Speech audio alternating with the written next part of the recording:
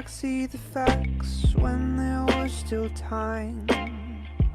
To end our addiction, fossil fuel addiction, dependence on future existence, inventions. Activate, advocate, organize, stand up and join the resistance. There will be a reckoning.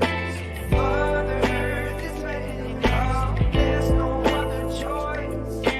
Hear our children's voice. Fire, fire, Earth's on fire. Fire, fire, Earth's on fire. Truth is in the science. No more political defiance. Fire, fire, Earth's on fire. Fire, fire, Earth's on fire. Truth is in the science. No more political defiance.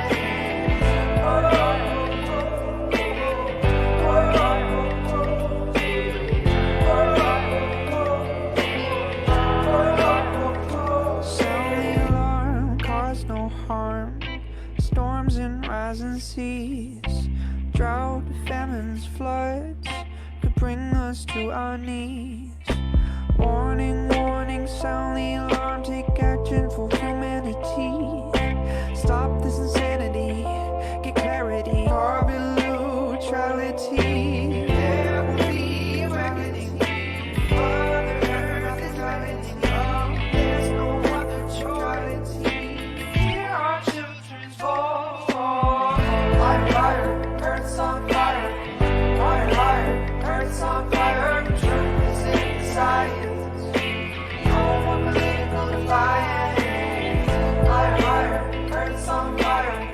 Fire, fire, Earth's on fire. Truth is in the science. No more political defiance.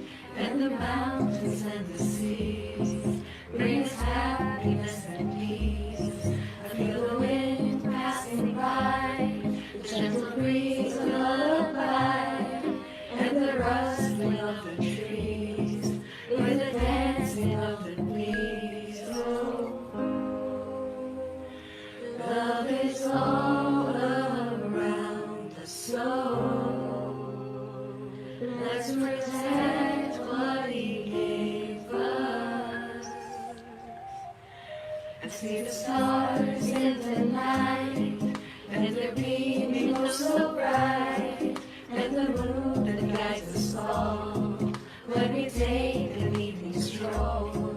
As we lie in bed tonight, I pray that all will be alright. Soon the birds will start to sing, hope and joyfulness they bring. Ooh, love is all around us, so let's protect what He gave us. Da da da da.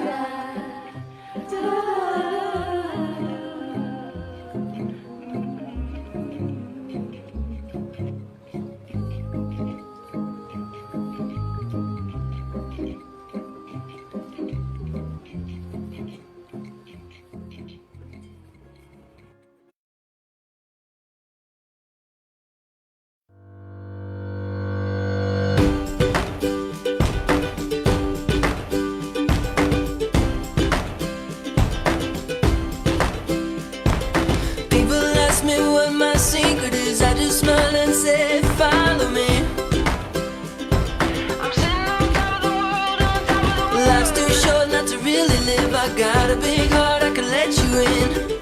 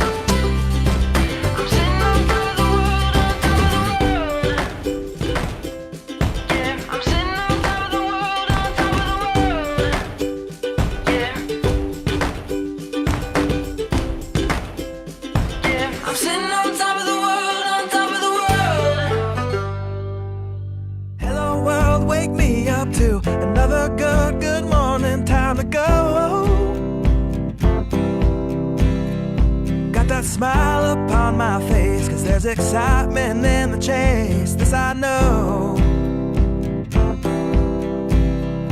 Yeah, I'm going for the ride and find myself, I am alive, and I soar. Still I run towards the wind and let the challenge draw me in, 'cause I want more. Oh, we are all looking for adventure. We are all looking for adventure. We are all looking for adventure. We are all looking for adventure. We are all looking for adventure. We are all looking for adventure. We are all looking for adventure. We are all looking for adventure. Oh, wake up heart and wake up mind, and see the world is yours to find. And with every passing day there's more, calling you out to explore. Get up and go. There is joy found in the race, and I feel it in the place where I'm free. And I simply can't deny it, that I feel adventure calling out to me. Yeah, we are all looking for adventure. We are all looking for adventure. We are all looking for adventure. We are all looking for adventure. We are all looking for adventure. We are all looking for adventure. We are all looking for adventure. We are all looking for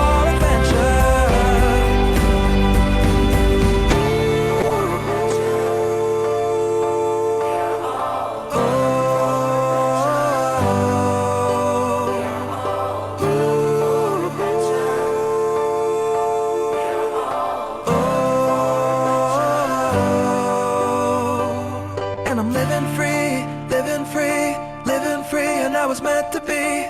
Living free, living free, living free, and I was meant to be. I'm living free, living free, living free, and I was meant to be free.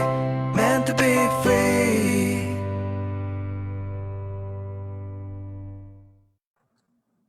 Welcome! Magandang hapon, our dearest climate reality leaders. Welcome to all, no? Magandang hapon po sa lahat ng nanonood sa atin live sa The Climate Reality Project Philippines Facebook page. Welcome to another episode of Klimatotohanan ngayon na pinamagatang What's Up? Exploring our Plastics Problem and the Climate Crisis. Ako nga po pala si Amy Oliveros. I'm a Climate Reality Leader and I'm the owner of Restore Manila at isang sustainability advocate na maglilingkod bilang isang host ng episode natin ngayon na tatalakay sa isang napaka-critical na usapin sa single-use plastic at ano bang epekto nito sa ating kalusugan, kapaligiran at sa klima. And of course, I'm very happy and honored to co-host with me today no other than Mr. J.M. Dumdum, a fellow climate reality leader, a sustainability professional, and the head of the research for the very interesting Sustainable Rumble podcast. Magandang hapon sa iyo, JM. Magandang hapon din sa iyo, Amy, at isang napakagandang hapon po sa ating lahat na nanonood sa ating Facebook Live. Happy weekend rin po. And, before anything else, advance Happy Mother's Day to every mothers, titas, lolas, etc. I am happy to be co-hosting this episode of Klimatotohanan because our topic today is something that is close to what I do as a sustainability professional. Itong plastic pollution. This is really considered as one of the most pressing issues that the whole world is facing today. We're so used to looking at this only from a waste management problem or perspective. Pero ang dami na ngayong studies and reports na nagpapatunay na ito ay isang isyung pangklima at pangkalusugan rin. So today, pag-uusapan natin kung gaano kagrabe itong plastic pollution sa Pilipinas at kung paano ba tayo makakatulong sa pagsumpo nito. And of course, we are very happy that we are joined today by an esteemed panel of speakers from the government, the private sector, and civil society who are all involved in efforts to address plastic waste and pollution in the country. Ay nako, tama ka dyan, JM, no? You're absolutely right. And hindi lang sila active sa pag-address ng plastics problem, sila din, 'di ba? Ang ating mga panauhin din ay nagtatrabaho para isulong yung tinatawag nating circular economy. Ito yung modelo kung saan tinatanggal natin ang waste at pollution sa disenyo at operasyon dito sa ating lipunan. At gusto natin itama yung extractive nature at mindset na kaya natin mag-recycle at mag-upcycle at totally mag-avoid tayo ng panibagong kalat at pollution, di ba, sa ating mga sistema. Na very interesting talaga yan, Amy, di ba? I mean, alam natin na yung ating system ay medyo linear. So, ngayon, gusto natin maging circular.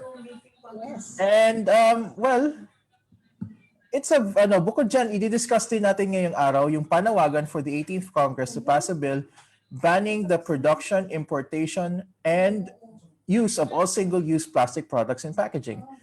Pag-usapan din natin itong panukalang Extended Producer Responsibility or EPR scheme at syempre yung need ng ating gobyerno to ensure that there is a just transition for the businesses and and workers who will be affected once this ban on single-use plastic becomes law. You are absolutely right. Talagang medyo, mabigat-bigat talaga yung usapin natin ngayong hapon. Pero yung mga viewers natin, wag po kayo mag-aalala kasi bigatin din po ang ating mga resource speakers. Kaya magiging makabuluhan po ang hapon na ito. Kaya tutok lang po at marami talaga tayong matututunan sa kanila. Now, I heard, JM, na may ipapamigay pala tayong certificates for this episode. Paano kaya tayo makakakuha nito, JM? Nako, napakasimple lang yan at Amy. And this is open to all. So first, i-comment nyo lang inyong pangalan sa Facebook post nitong live stream. Pwede nyo ring idagdagan yung greeting o mensahe kung saan kayo nanonood ngayon. So pwedeng, hello, I'm watching from Taguig. Taguig lang pala, no? And second, kailangan nyo lang sagutin yung form na nakashare din sa post itong Facebook Live pagkatapos itong episode at i-follow lang yung instruction kung paano isasubmit. Ganun lang kasimple, Amy. Ako, simpleng-simple lang naman pala yan. Kaya salamat sa'yo. Salamat sa JM. And guys, very, very good to have certificates bilang remembrance. Patunay na nandito kayo at nakipag-participate kayo sa araw na ito. Kaya ayoko na patagalin pa, JM, allow me now to introduce our first resource speaker, Atty. Gloria, Estenzo Ramos. Atty. Gobi is the Vice President of Oceana, Philippines and a member of the Executive Committee of Oceana International, the largest global advocacy group focused on ocean conservation. She co-founded the Philippine Earth Justice Center, a non-profit organization which institutes environmental cases and uses accountability tools to promote good governance while assisting in stakeholders' compliance with environmental laws. Among the prominent environmental cases she was involved in was stopping the offshore oil drilling project in the largest marine protected area in the country. Wow, very, very interesting. The Tanyon Strait Protective Seascape, which the Supreme Court declared in 2015 as unconstitutional. Together with the other NGOs and partners, she also put a stop on the indiscriminate dumping of coal ash and on the proposed destructive reclamation project within Tanyon Strait. Naku, very impressive naman ang ating speaker na ito. Magandang hapon, Atty. Gobi, and welcome to Klimatotohanan. Thank you for joining us today. Naku, bilang patikim, sa ating mga manonood, Atty. Gobi, baka naman you can share to us very briefly, ano ba ang response mo sa ating burning question ngayon? Ano po ba ang plastic para sa inyo? Do you have anything? Is there such a thing as a good and a bad plastic po, Atty. Gobi? Magandang hapon, Amy. Magandang hapon, JM, and sa lahat ng nakikinig ngayon, and thanks for having me. I love to be in this program. Ang plastic na yan, my gosh, ito yung para tayong nag-act of self-immolation. Alam natin, masama ito, hindi lang sa sarili natin, but sa community, sa health ng mamamayan at saka sa ating planeta. Bakit ba? Napakalakas pa rin ito. Kaya maigi pag-usapan ito ngayon. And I am looking forward to discuss this together with our other resource speakers. Ayan. Thank you, Attorney Gali. And yun nga, ako rin, I'm very, very excited to hear your thoughts and the thoughts of our fellow speakers. So, our next speaker is, well, he's also a climate reality leader, the founding partner of Core Capital, which invests in next generation of the Philippines' most promising startups. As the head of circular economy at Gobi Partners, he also leads investments in innovative companies that champion sustainability. He's also the co-chair of the Global Shapers Climate Action Steering Committee at the World Economic Forum and a circular economy pioneer at the Ellen MacArthur Foundation. Ladies and gentlemen, we have with us Mr. Carlo Delantar. Hi, Carlo, and please greet our viewers this afternoon. And also, as part of our question, or parang introductory question, tulad ng kay Dr. Goli, please share with us also yung thoughts mo on ano yung plastic para sa'yo. Is it good? Is it bad? Is it friendly? Is it not friendly? Thank you so much, JM. Good afternoon, everyone. Mayong hapon. Magandang hapon. For you guys joining us. Thank you so much, Climate Reality, for having me. I'm super glad to see more climate reality leaders spawning everywhere in the Philippines. There's definitely needs a representation for such a pressing need, especially for our country. Plastics is a very touchy subject, whether we're talking about social, environmental, or even governance in general, right? I guess for this talk, just a premise, I will be speaking with the design and innovation hat, and that's something that's very important in my experience, especially working on circular economy. Is where did we even start? Like, why do we have plastics to start off with? There are some bad, there are some good plastics, but the real question is, how do we deal with it? Whether you're a producer, you're part of a supply chain, or you're a consumer, there's definitely a lot of things. The issue right now, and people don't want to acknowledge this, is people are pointing fingers at each other. Nobody wants to take the blame. And that's always going to be a discourse that any type of controversial topic comes in. So I think for me, coming in for this is not to create a bigger problem, rather to create this dialogue, to listen, but also find ways to actually figure out who our values align for the betterment of our society. Thank you. Thank you so much, Carlo. I love that. Now you mentioned about dialogue, and that's why we are here today. So I'm very excited to hear from you later on. So our next speaker is also a climate reality leader. He's an environmental and urban planning specialist currently working as network organizer for Southeast Asia in the Break Free from Plastic movement, a coalition working on tackling plastic pollution across the whole plastics value chain. Before working to BFFP, he worked as an environmental consultant to private companies, NGOs, and environmental institutions. Furthermore, he has participated and organized a wide range of environmental and waste management related projects and held various positions on several advocacy groups. He has combined research work and volunteer experience in the Philippines, Ghana, the Netherlands, Vietnam, and Cambodia. We're happy that you're here with us today, Mr. Janssen Calvelo. Magandang hapon sa iyo, Janssen. Mag-hello ka naman sa ating mga viewers ngayon. And syempre, to answer our burning question, ano nga ba ang plastic para sa iyo? Is there such thing as a good and a bad plastic, Janssen? Right. Maraming salamat, Amy, and isang makakalikasang hapon sa ating lahat, pati na rin sa mga nanonood. So for me, plastic, especially single-use plastics, are pollution by design. A little known fact about plastic is that 99% of plastics are actually coming from, or the chemicals used to create plastics are coming from oil, natural gas, and fossil fuel. So that means that at the very production of plastics, we already see toxic, environmental, and even social impacts the moment that plastics are produced.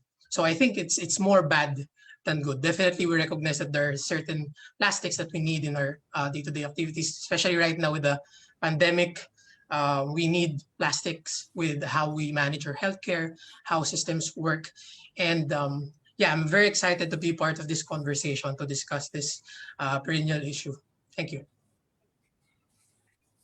Thank you, Janssen. And yes, I agree with you. The source of our plastic is really from waste. Not really waste, fossil fuels that we really burn off or manufacture. And well, when you manufacture plastic, you also burn off something. So yeah, it's a very pressing issue. Our last speaker, but of course, definitely not the least, is Attorney Rio Catbagan. She is currently the Chief of Legal Services Division of the Philippine Climate Change Commission, which is the government's lead policymaking and coordinating body on climate change. The CCC is a member agency of the Cabinet Cluster on Climate Change Adaptation, Mitigation, and Disaster Risk Reduction, or CCAM-DRR, Technical Working Group, or TWG, on circular economy, sustainable consumption and production, and single-use plastics and the House of Representatives Committee on Ecology, TWG, on single-use plastics. So Attorney Rio has been representing the CCC in these technical working groups to push for their effective policies and lasting solutions to address the growing challenges from single-use plastics pollution and to set us on the path of sustainable consumption and production, or I call it SDG 12. Good afternoon, Attorney Rio. Thank you for agreeing to join us today. And well, similar to our other panelists, ka naman yung tatanungin namin, no? Ano ba talaga ang plastic para sa iyo? Is it good? Is it bad? Is it friendly? Is it not friendly? Hi, good afternoon, JM. Good afternoon, Amy. And to my co-speakers, Attorney Gobi, Carlo, and Janssen. And to all our viewers, good afternoon. Glad to be here. Honored to be here. So the question, ano yung plastic for me, and meron bang good or bad plastic? So sige, let's do the layman's term. Plastic is this convenient and cheap product that we all are used to, and we have it in our daily lives.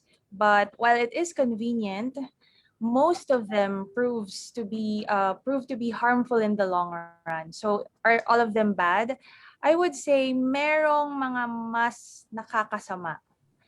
Although meron iba na magagamit, but meron talaga na mas malaki and profound ang impact. And when we say plastic, we usually think of environmental issues only, but actually they touch upon the climate change issues also, and that's what we will be discussing later. So I'm looking forward to that.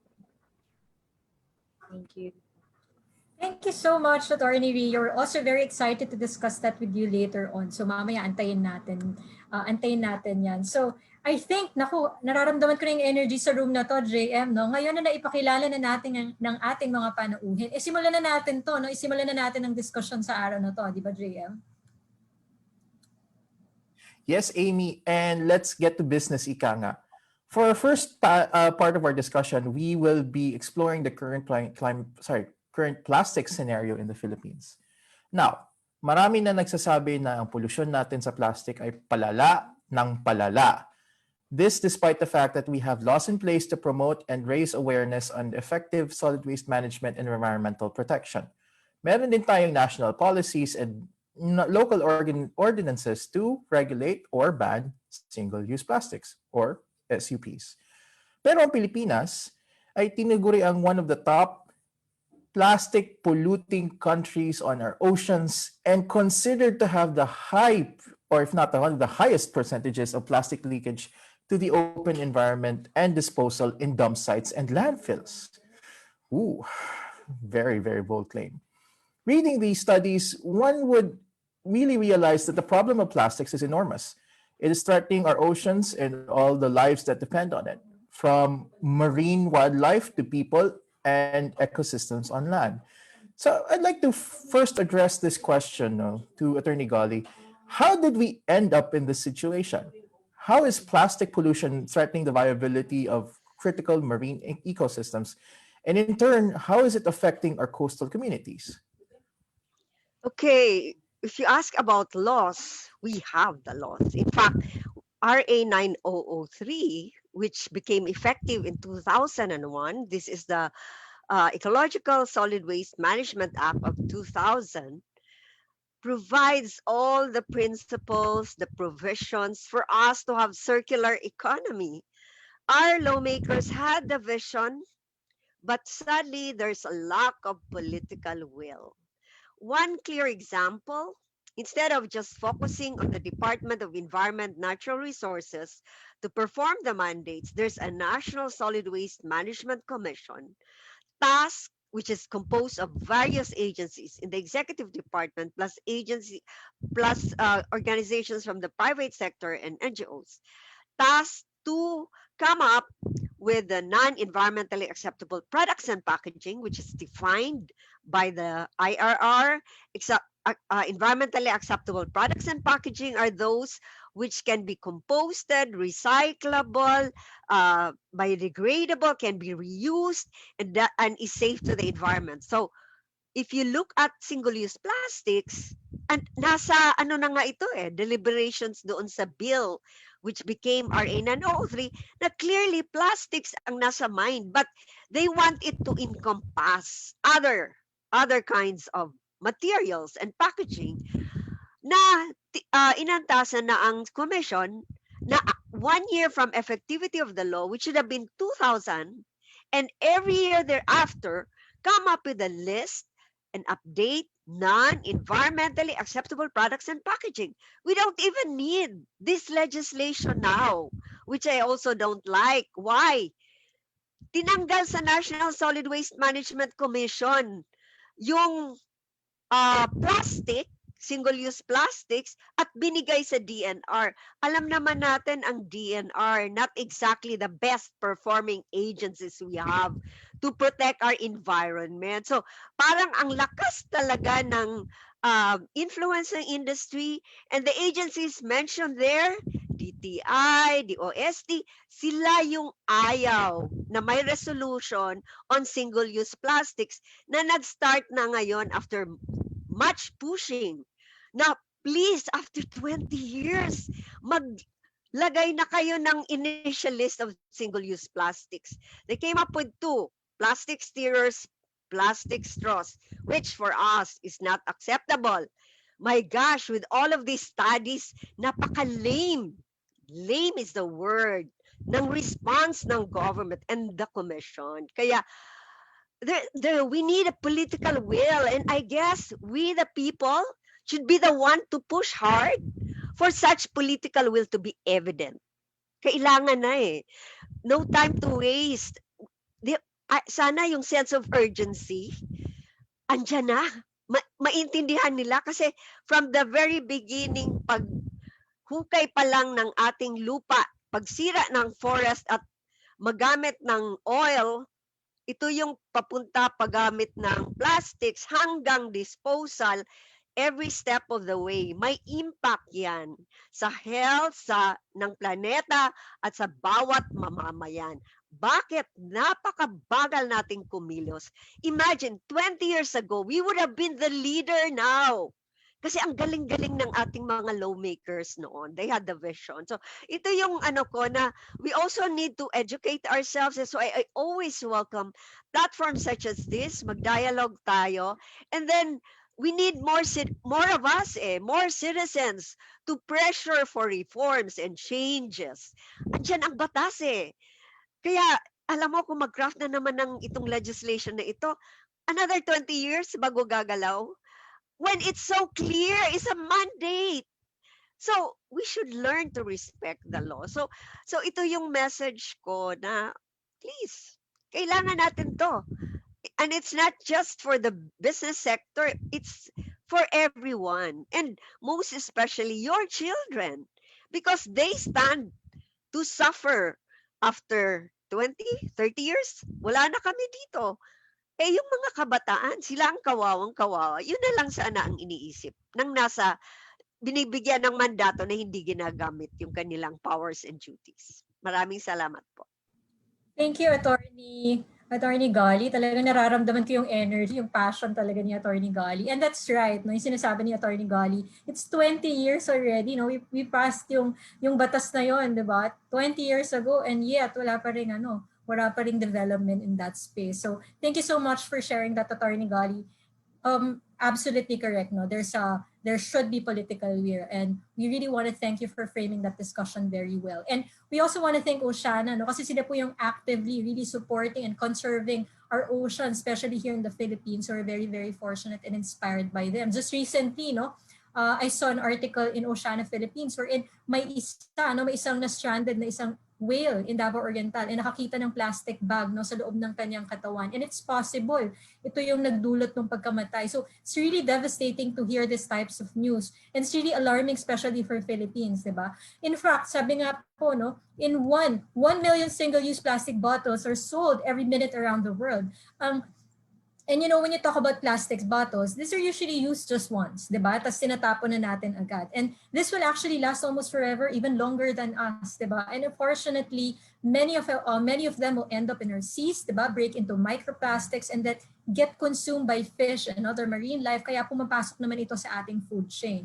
So that is why many of our colleagues in the sustainability movement have already pointed out that single-use plastic is more than just a cleanup problem. Hindi lang po ito problema sa basura, no? It has also become a public health concern, di ba? And to address this, we must really manage the amount of plastic waste we have now and avoid new and unnecessary plastic. So, syempre, hindi ito madali, di ba? Marami kasing multinational companies sa ngayon ang gumagamit ng single-use plastic. So, I want to address this next question to Janssen. I'm very, very interested to find out, no? Kasi alam ko, you're doing very well sa Break Free from Plastic. No? You did 2020 brand audit, which is an annual citizen action initiative that documents the brands on the plastic waste found in communities around the globe. So Janssen, no, it's really, I'm very interested, no, what companies are ranked as the world's top plastic polluters in 2020. And if we go back years ago, are these the same companies, no? And are there any progress being made by these big corporations? And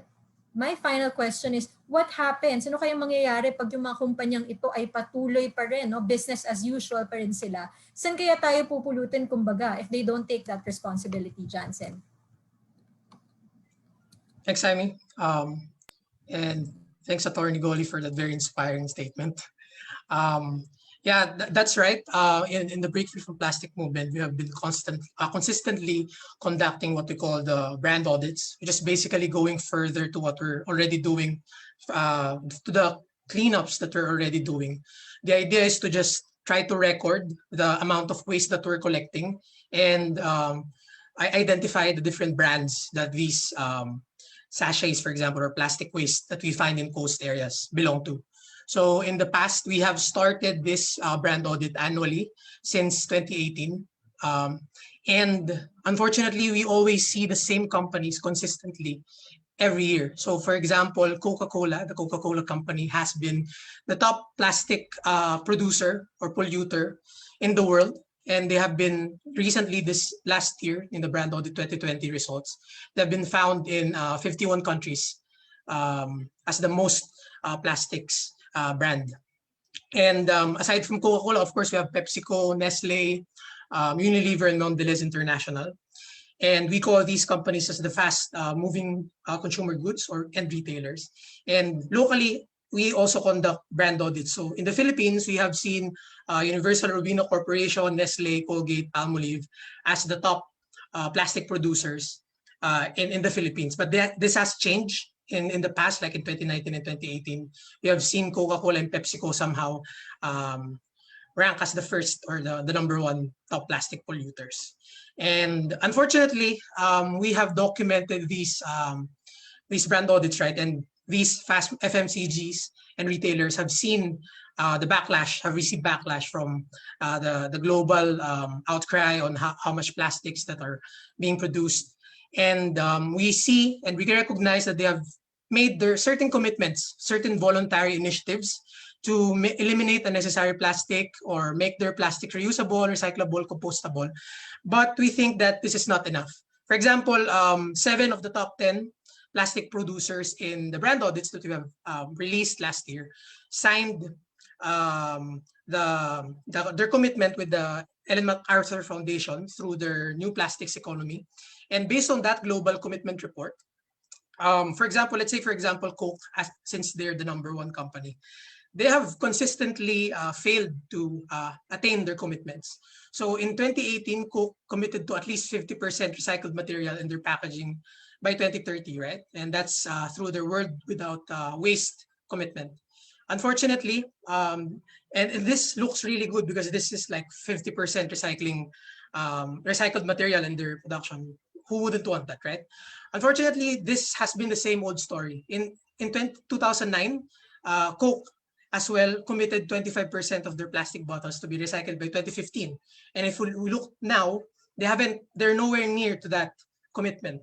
So ever since Coke has been producing massive amounts of plastic, they have failed to fulfill their commitments.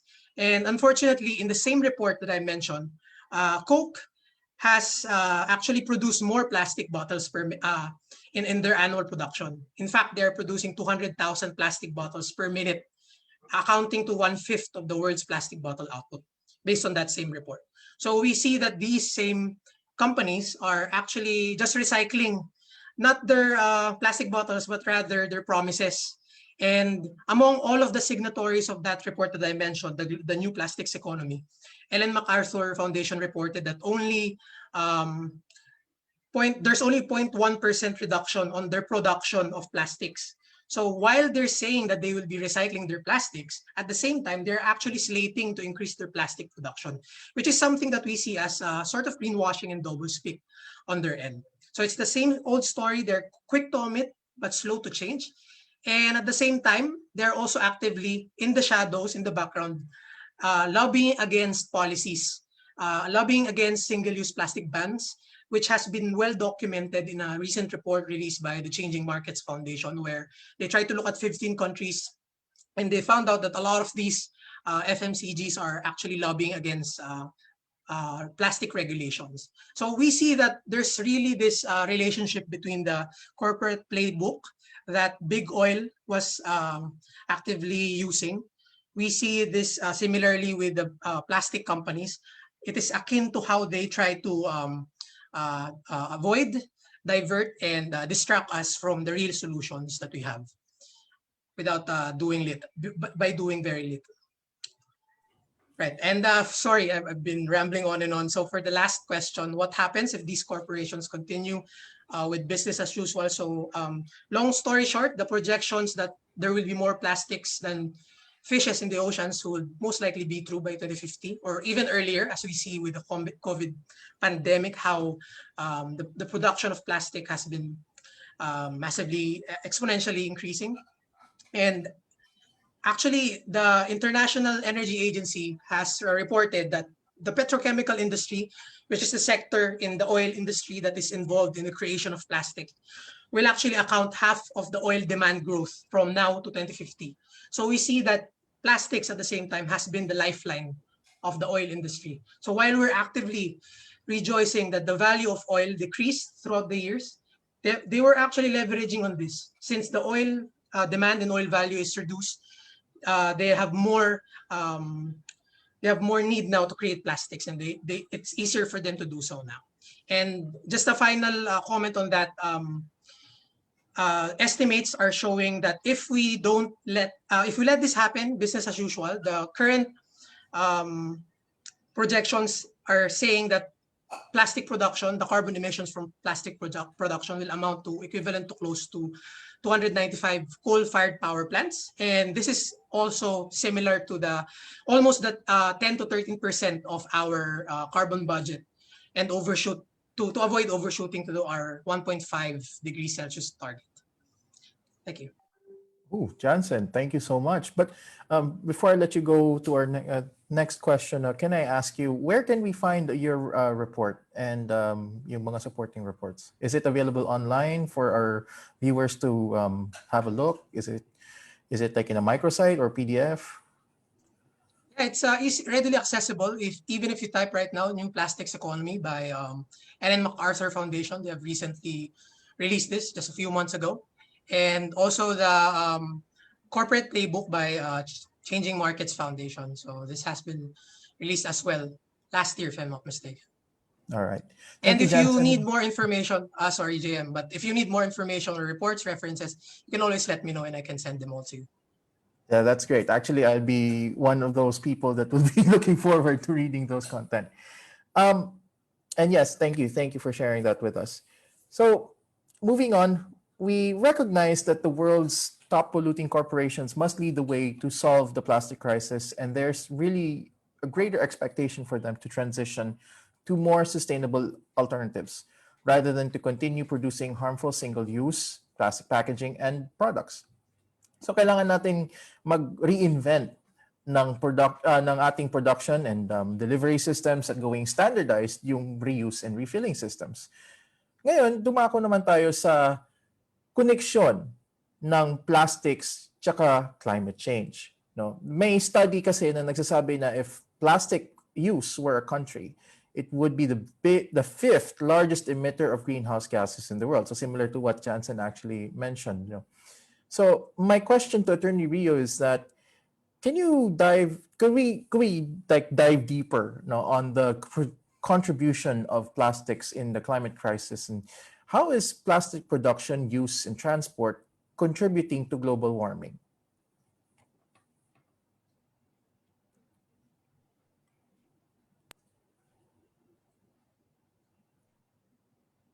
Attorney Rio? Yes. Hi, thanks for that, JM. Okay, so regarding that, like I said earlier, initially when you hear of plastic pollution, almost automatically what comes to mind is it's generally an environmental problem only. But the truth is plastic pollution crisis is not just one-dimensional, and it also is a climate change issue. So to understand this, I think it would be better if I start with the basics and put it into context. So first, what is climate change? Simply stated, it is the shift in the Earth's weather patterns or the temperatures, and we're looking at the long-term changes here. So when you speak of climate change, global warming is often referenced. And right now, our global temperature is rising at worrisome levels. And because of that, there has been an international clamor to keep the global temperature rise below 1.5 degrees Celsius. This is so we don't reach the tipping point. We don't reach the point of no return where the damage to our to Earth, to our climate change is so irreparable that we are condemning the future generations. So in connection to this, what really causes global warming in the first place? It's the high concentration of greenhouse gases in our atmosphere due to human activity. So again, I'm gonna do some basic science here just for the benefit of those who are trying to inform themselves for the first time. So the Earth's atmosphere consists of gases. So there are nitrogen, oxygen, but then there are also the greenhouse gases in there, like the carbon dioxide and methane. And then the incoming light from the sun hits the Earth's surface, right? So some of those heat, they go back to space. But the greenhouse gases that we have trap some of those heat and reflect them back to Earth. So the Earth gets warmer. And that's what we call the greenhouse gas effect. Now, naturally, that is a little bit of that, or the right amount is okay. But then if having too much of it, if there's too much greenhouse gases that trapping the heat in the Earth, then that's where we have a problem. That's where we get the global warming. So what increases the greenhouse gases in our atmosphere? One of the major reasons is our consumption of energy. To move up and power our economy, our lives, we use energy, and a majority of the energy sources that we use come from fossil fuels.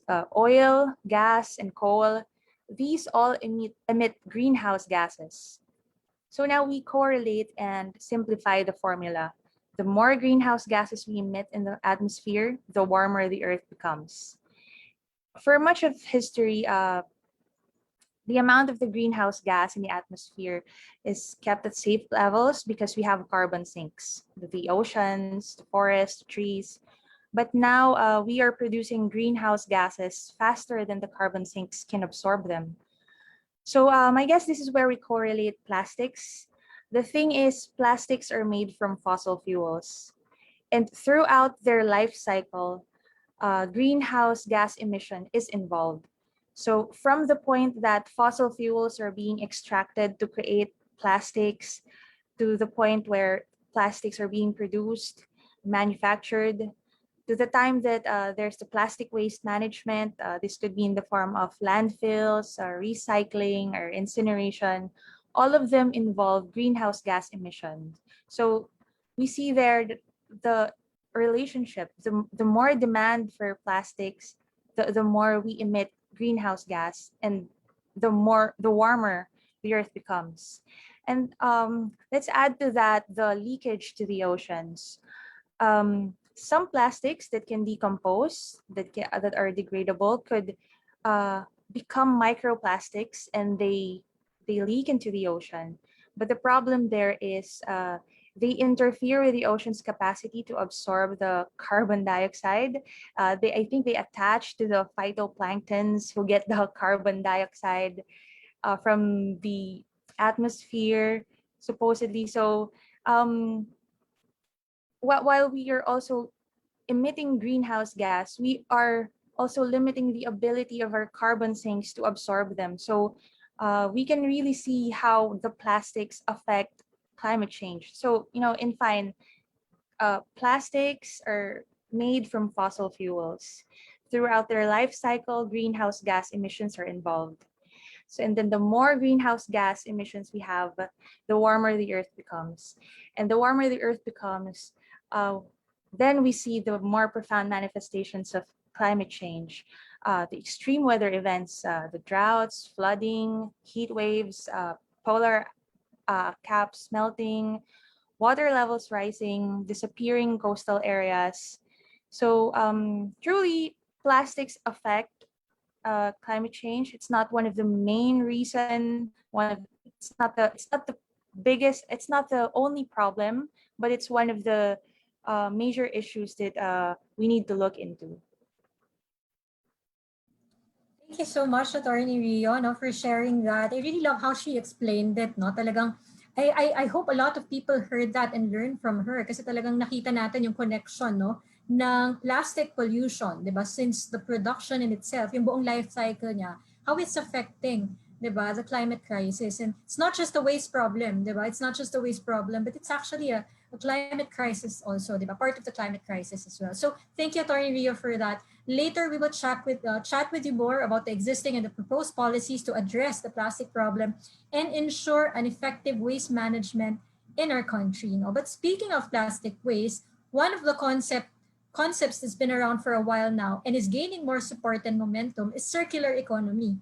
Sa simpleng salita, the vision of a circular economy is to write waste and plastic out of existence. Goodbye to waste and to pollution. Kumbaga, lahat ng pinaproduce is reused, recycled, and brought back to the production phase. And this nurtures a behavior and mindset that is more sustainable and considerate of our natural resources. Now, I'm very interested to talk to Carlo about this. Do you think, Carlo, is it possible that there would be, tinatawag natin, is a world without waste really possible? Napakagandang isipin, kung posible yan. And why should we work together? Why should we work towards a regenerative and restorative economy? And how can we help sectors and industry to transition into a circular economy? Thanks, Amy. Loaded question here, and I might have the same tangent with Rio there. But I think the world without waste, that statement there, in my opinion, is really it's a goal. It's a goal that collectively, as society, we want to hit. Now, as society, we like this growth mindset. We want to be a society where we just grow, and whether that's mentally, physically, spiritually, whichever works, right? But with that goal as a concept, it helps us push the boundaries of a sustainable future. Now, waste comes in different forms, and I'll say yes or no if it's possible. But if you think about it, when we break down what types of waste there's so many: industrial, organic, hazardous, medical, and way many more. You can count how many trash bins we classify our waste management even. But I think I want to take a step back and talk about circular economy as one of the duties that I have as a pioneer for the Ellen MacArthur Foundation. I was trained by them and really pushing the awareness and education of what circular economy means. This really came off stemming off. I come actually from a family of manufacturers, so I understand how supply chain works, how creating something from nothing creates waste. but also understanding how design builds that value-added concept of environmental, social, and governing impact, right? So and that's given us like the highest regard for being a B Corp, B benefit corporation in the Philippines, cradle to cradle certified and platinum for material integrity. So I do have some an understanding of why this makes sense, and because I grew up and years and decades of really being embedded in this whole supply chain now. But I think I want to bring it back to the audience. I think we want to make sure what we provide today really resonates for the audience, so they actually create transformational change too. I think si Janssen talked about greenwashing, and I have a very strong friction with greenwashing. I don't like greenwashing. I don't like. There's definitely a lot of intentions for Filipinos to support and help curb down climate change, mainly because we felt climate change because we are we are one of the countries that are most affected by climate change, right? We always talk about this during Typhoon Yolanda, Ulysses last year, and then it reminds us of what climate change means. But now circular economy has become that new buzzword per se, right? And my biggest fear is that this will be parked as a new buzzword rather than taking it into consideration what the principles are. So for the audience here, please, I hope you can take notes of this. There are 3 principles when it comes to the circular economy. The first one is designing out waste and pollution. The second one is keeping products and materials in use. And lastly, the third is regenerate natural systems. Now, you don't have to achieve all 3 because emphasis on economy, we need to work together. Is there a chronological order to adhere to the principles? No. You need to start with 1. That's a great intention. Then build up to 2 and 3. But you need to work with the stakeholders. And this is definitely something we'll be talking about with the plastics. And this goes back to the statement, what is circular economy? Circular economy is really a restorative and regenerative economy. Now, what does that mean? There's definitely a lot of things to say there. But going back to waste, I'll give you a future look of what's going to happen by 2030. Hopefully, if we do it right, waste as a resource will no longer be a resource. Okay?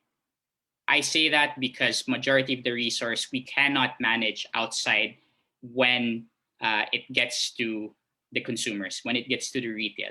We want to achieve all these waste being used as healthy resource for other companies in the supply chain. The lesser waste we have out on society, that it's really hard to really measure how consumers act with products.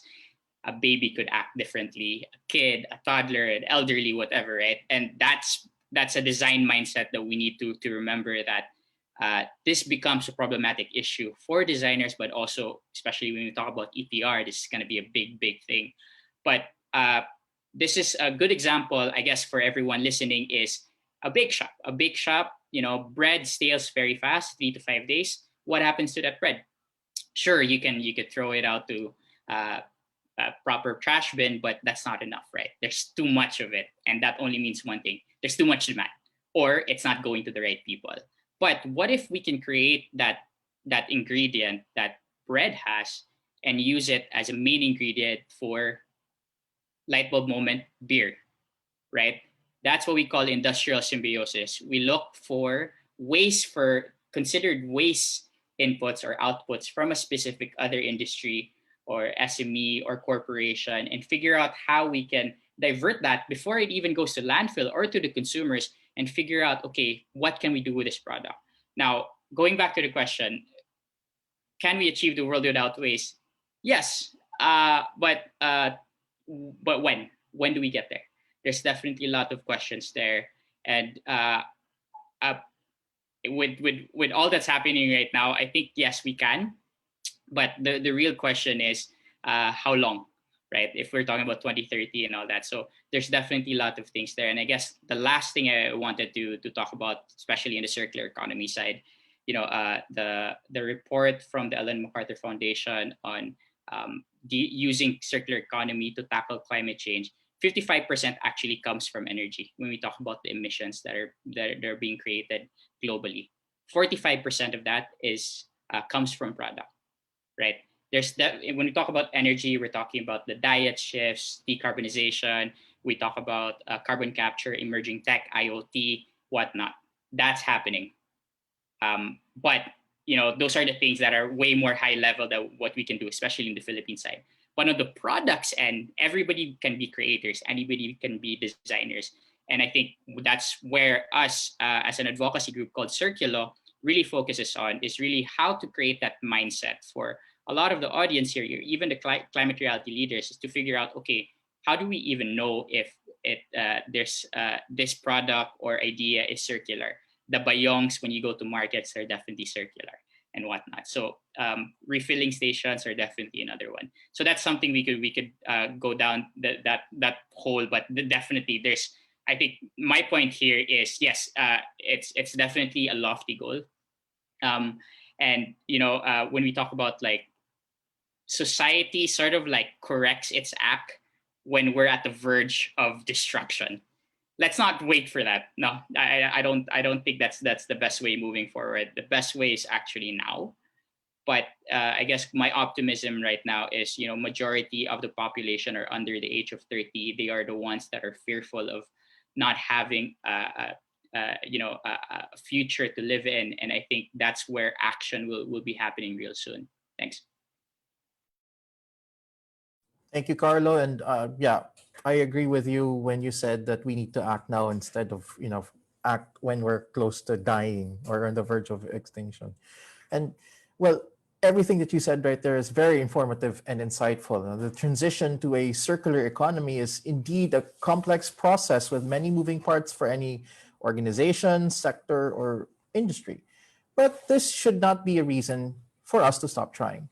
The need to veer away from the current linear economic system is growing by the minute.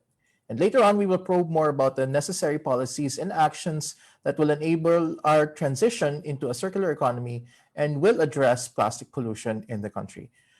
Pero for now, let's take a short break from the discussion to give a few reminders. Oh yes, tama ka dyan, JM. I want to go back lang. Carlo actually said something very interesting. He talked about growth mindset, and I'm a proponent for that. Ganun yung mindset natin when we talk about sustainability and the circular economy. So thank you so much. Very, very fun fact, fun fact ang ating first part of the discussion. I'm very excited for the next session. Now, so on to some reminders, guys. We're very happy to announce that the Climate Reality Project Philippines' official website is now up. So guys, please visit www.climatereality.ph.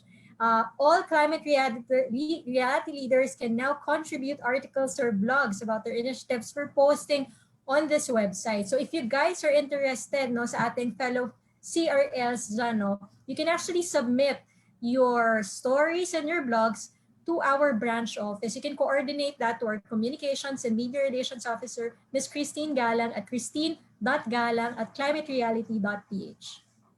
Yes, Amy, and actually I just checked it out prior to our start of this program of ours this afternoon, and napakaganda talaga ng website. I'll probably contribute an article soon. Yes. Yeah, I'm actually excited. And well, aside from that, attention also to all of our young climate reality leaders. Now, the youth cluster is inviting all of you to participate in the plastic-free agenda, a series of challenges comprising the first phase of the youth's anti-single-use plastic movement, entitled "What's SUP?" The plastic-free agenda will run weekly for the entire month of May. Our youth coordinators have already sent out the hashtag single out single use challenge this week via email, and please stay tuned for next week's challenge. Zero waste prizes await the top performing agents of change. my prize. Oh, di ba? So, interesting yan, JM, di ba? Lalo pag may prizes, lalo mas exciting yan. So, I hope you guys join that challenge. Very, very interesting. Ang galing na ating youth cluster for organizing that. So, I also want to plug, guys, no, na sana, no, makasama kayo sa ating Klimatotohanan webcast production team. Join us, di ba? We're inviting our Pinoy climate reality leaders to join the team and help us produce the show. The fortnightly Klimatotohanan webcast is a venue for dialogue among Pinoy climate reality leaders to increase their knowledge and deepen their understanding of climate change and help them take bolder climate action. Syempre, as part of the production team, you would be able to hone or even discover your skills and talents, may it be in hosting, writing, or designing, di ba? Kagaya namin ni JM. So, if you guys are unable to join the production team, you can also help us promote the episodes. Like and share the webcast on your social media accounts. Kagaya ngayon, friends, I hope you guys are sharing this live feed sa mga social media accounts ninyo. Yeah, before us to start as well, no, I already shared this Facebook live link to all of my friends. And well, as the newest recruit rin, nakaka-excite to be part of this team and to be providing a platform to discuss urgent and relevant issues such as this episode, no, on single-use plastics. And yeah, Amy, always it's really been a pleasure so far for this episode to be co-hosting with you. So last reminder po for sa ating lahat is about the upcoming branch community meet this May. Learn more about the upcoming activities of the branch and network with your fellow climate reality leaders. Please watch out po for the announcement on the schedule for this event via email. Oo, naku, excited na rin ako dyan. A lot of things are gonna happen this May, di ba? Meron tayong another webcast is gonna happen on May 22, no? All about plastics as well. So I'm excited with that session as well. And of course, yung branch meets. I hope to see all of you there. To all our climate reality leaders. Now, let's move forward. No? Let's move forward to the next portion of discussion with our guest speakers. Naku, itong susunod na segment natin, medyo nagiging medyo nag-warm up na tayo kanina. So ito full blast na tayo ngayon, JM. So in this segment, we will focus our discussions on the initiatives that will help solve our problems on plastic. Nabanggit kanina na recycling will not be enough to address plastic pollution and we seriously need systemic change. Nasaan na nga ba tayo pagdating sa mga pulisiya at programa ng pamahalaan na magbibigay daan sa pagbabagong inaasam-asam natin? Mayroon ba tayong sapat na pulisiya at mga batas para makapag-transition sa circular economy, no? Yung sinabi kagaya ni Carlo kanina, at lalo pang ma-promote ang sustainable production and consumption. Ayan ang mga tanong na sasagutin natin ngayong segment na ito. No? So to frame our discussion, I'd like to call on Janssen first to discuss this ongoing petition urging the 18th Congress to pass a bill banning the production, importation, distribution, and use of all single-use plastic products and packaging. Kamusta naman ang pagtanggap ng Senado at Kongreso sa petisyong ito, Janssen? No? How about other stakeholders? May mga pagtutol ba sa petisyong ito, Janssen?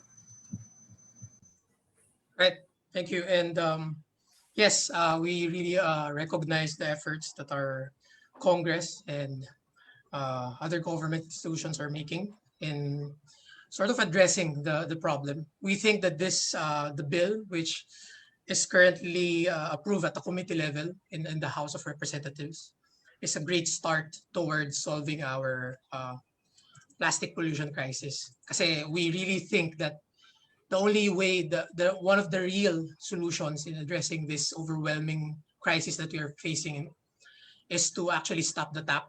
You have to stop this massive production of plastics, especially single-use plastics.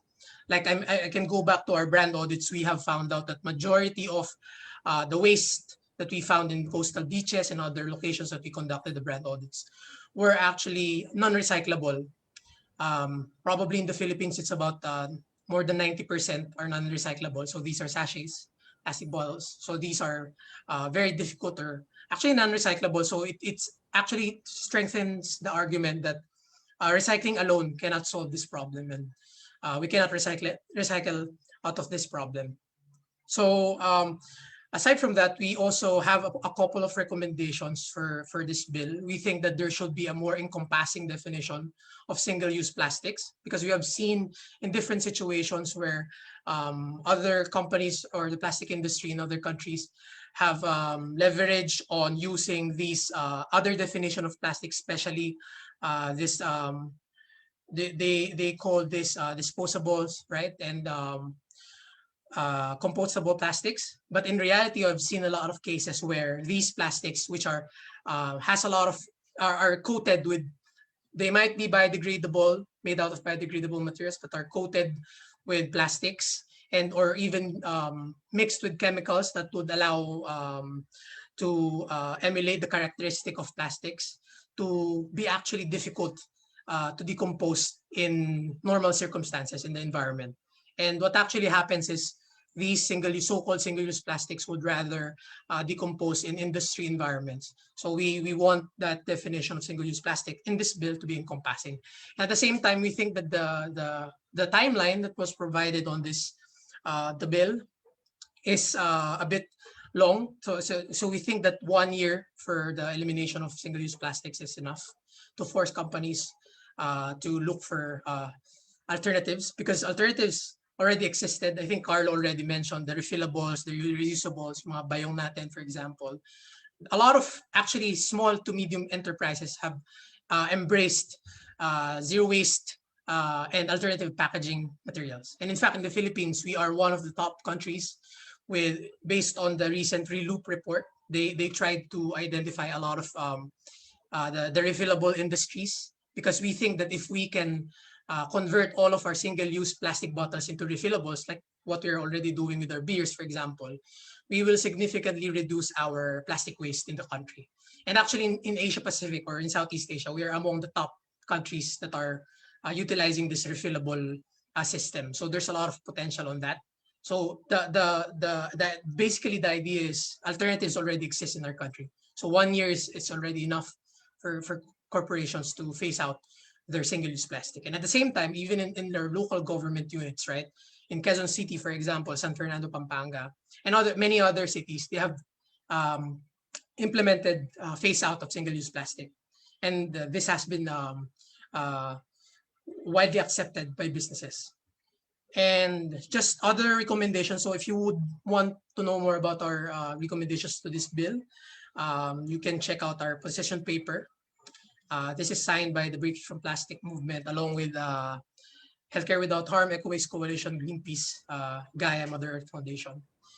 And aside from that, I just want to emphasize as well on the issue of recycling, because on that bill, they have mentioned about the importation of plastic waste, right? And I think this is an issue that we don't really talk about. But the reality is there's a lot of waste coming from global north countries or so-called developed countries being exported to developing countries like the Philippines. Since until 2018, China used to accept all of these recyclable waste. About more than half of recyclable wastes are accepted by China. Unfortunately, they have grown to realize that this is not working out. The system is not working out. Countries are saying that they're recycling enough, but the reality is that a lot of these waste are being exported to China. So they implemented this national sword policy, where they said that they will no longer accept plastic waste from other countries. And what happened? So why is this relevant to this bill in the Philippines? You might have heard a lot of news, right, about why we receive illegal importation of waste. I think this year there's a lot of waste coming from US. In Subic, they opened these crates of shipments, and they found out that these are all waste. And the reality is, after China closed its doors, we have seen this massive shift of this waste, this recyclable waste, being turned to or exported to Southeast Asian countries. The number one country that are receiving that waste is Malaysia, Vietnam, Thailand, for example. But the Philippines is also receiving its fair share of waste exportations. So we see that this is actually, there's this dynamics that exist as well in this crisis, na meron din siyang environmental justice issue that we also have to consider. Well, wow. Thank you, Janssen. No, I mean, I never knew that the facts behind the bill are very, very complex in itself. And thank you for walking us through the current situation regarding your petition and also your efforts that are being made, along with your coalition partners, if I may say so. As mentioned earlier, the Committee on Ecology in the House consolidated several House bills seeking to address our country's plastic waste and pollution through banning or phasing out single-use plastics and implementing EPR schemes. The consolidated version, filed as House Bill number 9147, has been approved at committee level. Could we get Attorney Rio to share with us the salient features of this bill? So ano pa yung mga nilalaman nito, Attorney Rio?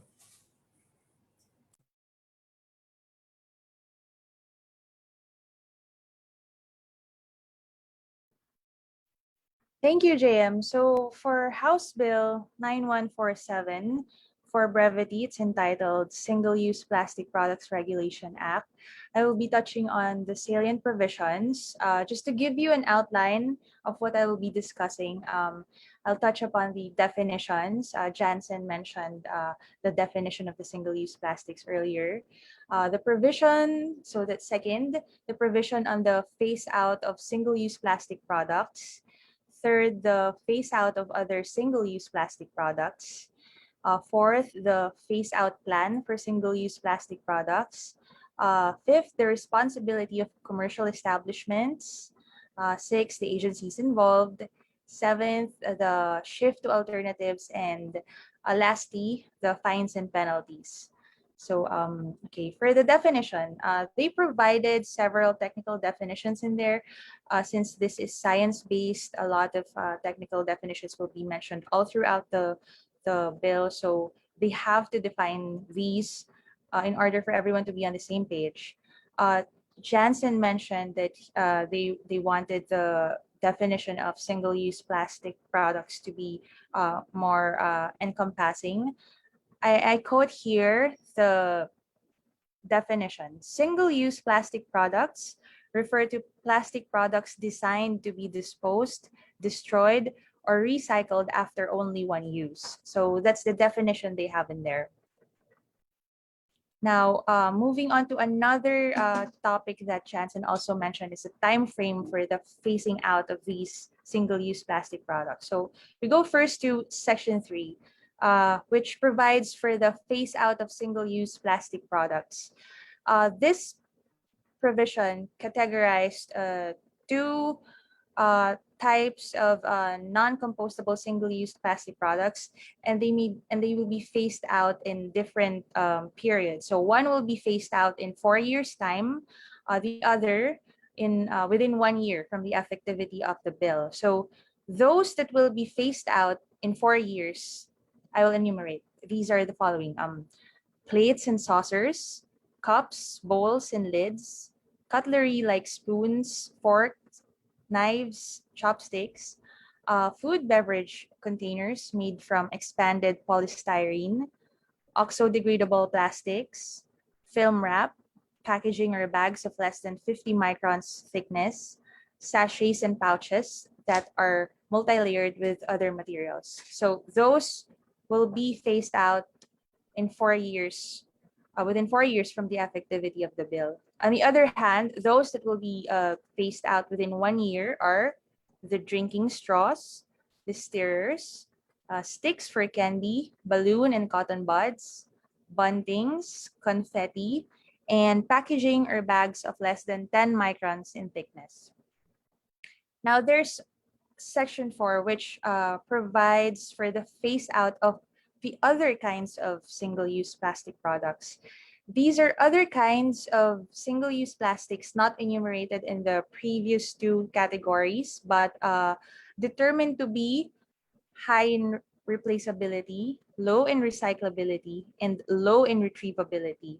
And these types naman will be phased out within 2 years, this time from the determination by DENR with the help of DTI, DOST, and the National Solid Waste Management Commission, the NSWMC.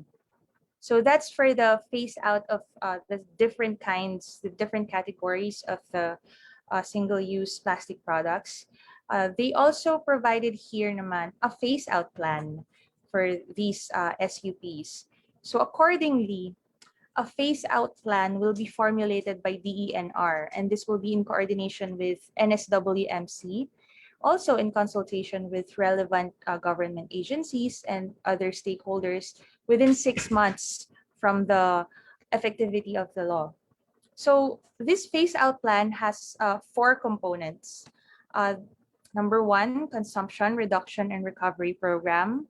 2, producer responsibility schemes.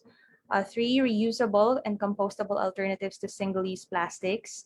And the fourth is the awareness raising measures. So we want to emphasize the producer responsibility schemes. Accordingly, this should be part of the interim measures to cushion the impact of single-use plastics on the environment with the phase-out periods. Janssen also mentioned about the producers and importers' responsibility. So it's stated here that within 2 years following from the effectivity of the Act, these producers and importers shall establish and start phasing in EPR programs. And they are required to incorporate themselves to implement the extended EPRs. So that's what is imposed on them. And accordingly, expenses relevant to their EPR activities will be considered necessary expenses and therefore will be allowed deduction from the taxable income. So that's an incentive to them. The provision also compels the producers and importers to recover or offset 100% of their plastic product footprint within 5 years and label their packaging to facilitate the proper recovery and diversion of their plastic wastes after use. So now we move on to the responsibility of commercial establishments. Commercial establishments shall promote the use of highly reusable, recyclable, and retrievable products in their establishments. Example, bayong, buli. So they're required to promote such. They are also required to charge customers a minimum fee of 5 pesos for every SUP provided. And they will also be charging takeout food or delivery services a minimum fee of 5 pesos for every SUP provided. Now, for the agencies involved, you can see that there's a whole of government approach in here. There's not just one agency involved, there are many, but it is DENR in coordination with the NSWMC who shall be the primary government agency responsible for the implementation and enforcement of the Act. But other involved agencies are DTI, the Department of Agriculture, the OST, DENR, and of course, the local government units. Second to the last, they provided fair provisions on shift to alternatives. Accordingly, there should be a program that should be developed and implemented to assist the local manufacturers for them to create alternatives to plastic products. And consistent with this program, the DTI, through the Bureau of the Philippine Standards, will be taking the lead in developing the appropriate standards for these alternatives. Now we go to the fines and penalties. It's mentioned that there are deliberate violations for the sections mentioned above, and the falsification of documents, the misrepresentation of a person producing or importing or distributing SUPs, and the commercial establishments will be penalized according to their status as an establishment. So if they are a large, medium, and small enterprises, their fines would range from 250,000 pesos to 1 million pesos. For micro enterprises and other smaller businesses, the fines would range from 50,000 pesos to 500,000 pesos. And it would be the Pollution Adjudication Board of the DENR, which shall hear and adjudicate cases involving violations of this act, and they would be the one to impose sanctions therein. the DTI shall establish the classification of commercial establishment based on their capitalization. So those are the salient points of the House bill that's currently as approved by the Committee on Ecology. Thank you so much, Attorney Rio, for sharing that. No, very extensive yung discussion ni Attorney Rio. Just a quick question before we proceed, Attorney Rio. Where is it at? Nasa na pong level ngayon, no, yung House Bill 9147, if we are to ask you po? As discussed, it's already approved in the committee level, and I think it's slated for discussion in the plenary. Okay. All right. Thank you so much, Attorney, for sharing that. Now, I want to proceed. No, definitely.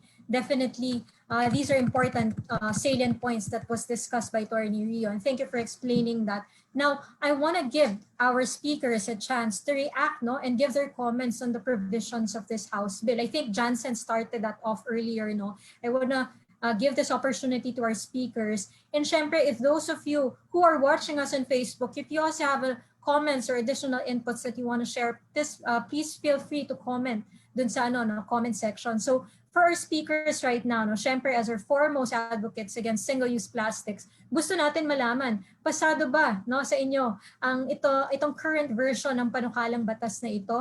At meron ba, no, if ever we are to ask you, may gusto po ba kayong baguhin o gusto pang idagdag dito? Let me start off with Attorney Gobi.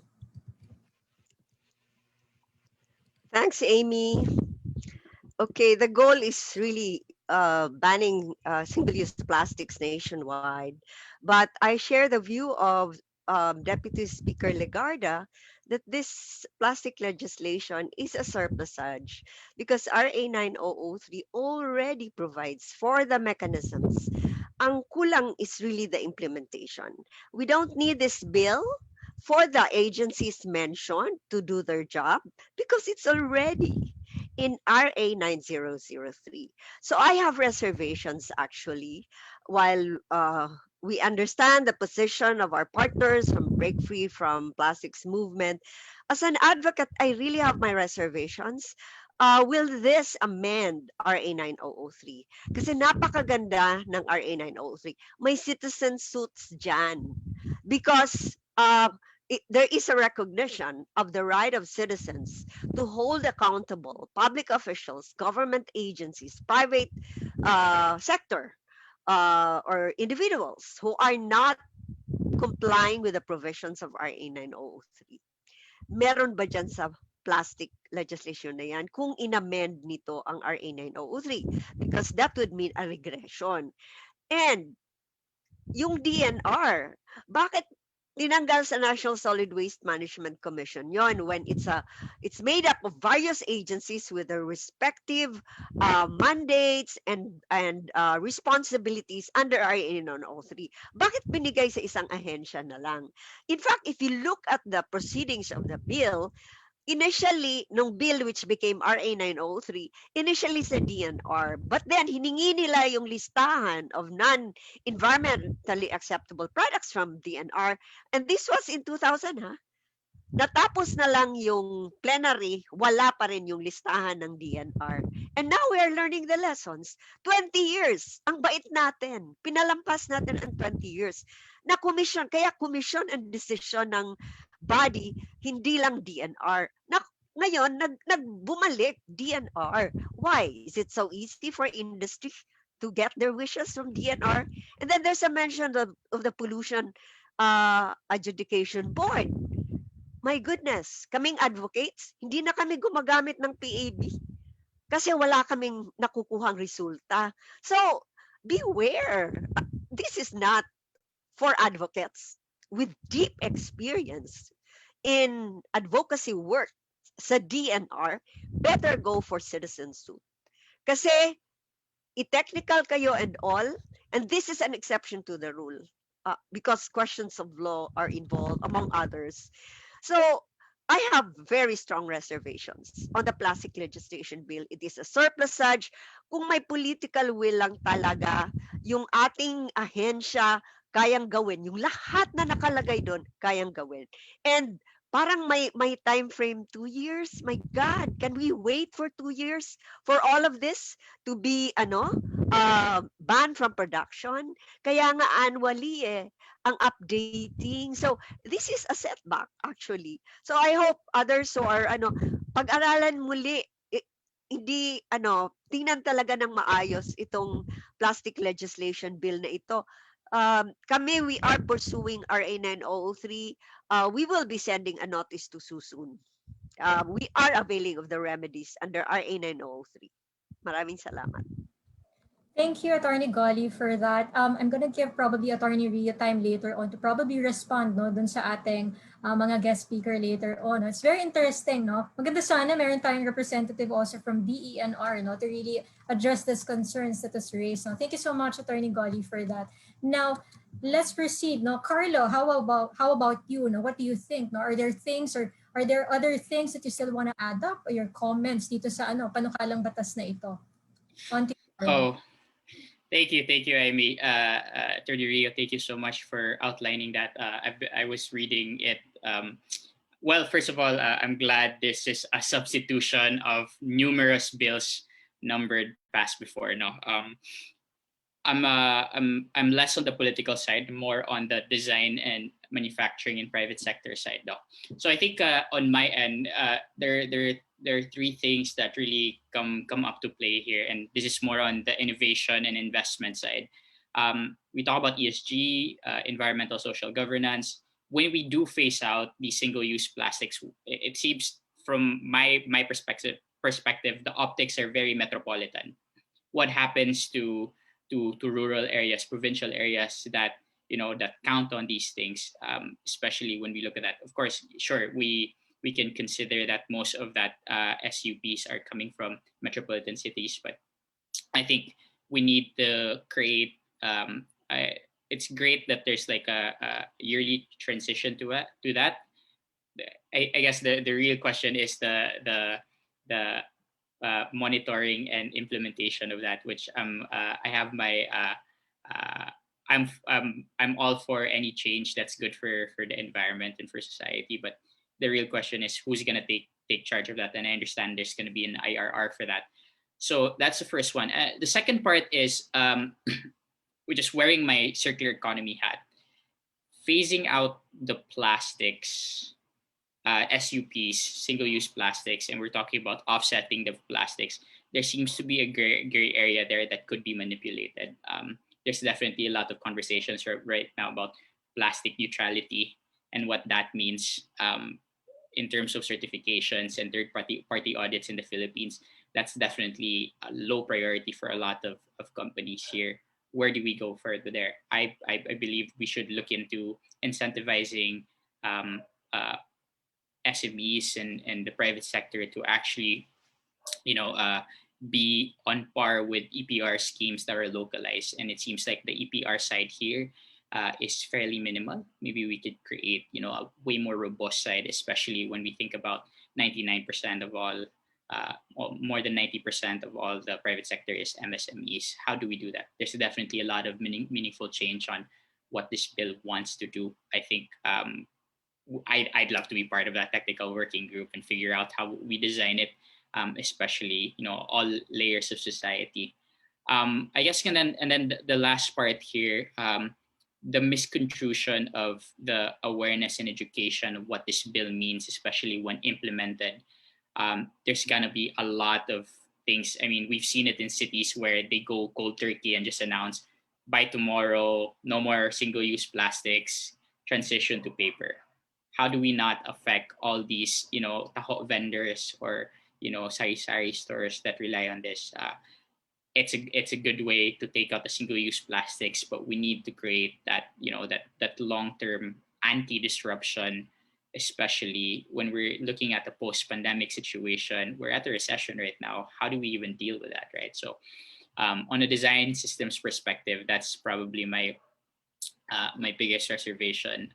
However, I guess on the bright side, waste is a cost, and cost is usually a motivating factor for private sectors to figure out. Hopefully not compromise, but that's definitely something that private sectors are all for, and all the economic opportunities and savings for resource efficiency and reutilization is definitely on the side of working on figuring out how to refuse, reduce, and reuse. Recycling is definitely a very touchy subject, especially in the Philippines. It's definitely not as robust and productive and efficient.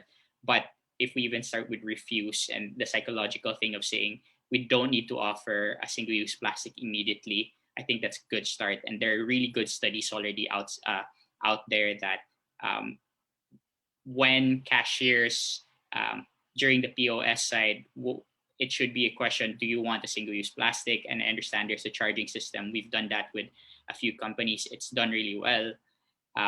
There's definitely a lot of systemic change there. So I'm excited for the updates. If there's any way for us to work on that, like I said, this is a dialogue. We're all in this together. Happy to look into it. Thanks. Yeah, with Amy, I'd like to chime in real quick and say that actually what Carlo is saying is something that we in the sustainability practitioner side would agree on in general, because waste management is starting to become a priority for a lot of private companies and medium scale, actually more of the medium scale enterprises here in the Philippines, but it's not really widely spread or widely expected to be on the mainstream, and there's still a lot of efforts that need to be made in order for us to really achieve the objectives of even with objectives of Republic Act 9003. So similar with him, I would be happy to work with anyone in finding solutions to that problem. I guess we could go with Attorney Rio again. I think before we go to Attorney, quickly lang, we want to get, kasi I think si Janssen shared his thoughts already kanina, but is there anything else, Janssen, that you want to add up, aside from what you've already shared earlier? Kasi I'm interested to know, you mentioned about the position paper, diba, together with your coalition partners. I'm interested as to where is that going now? Is it submitted? Is it coordinated? Ano ba yung next steps natin for your team?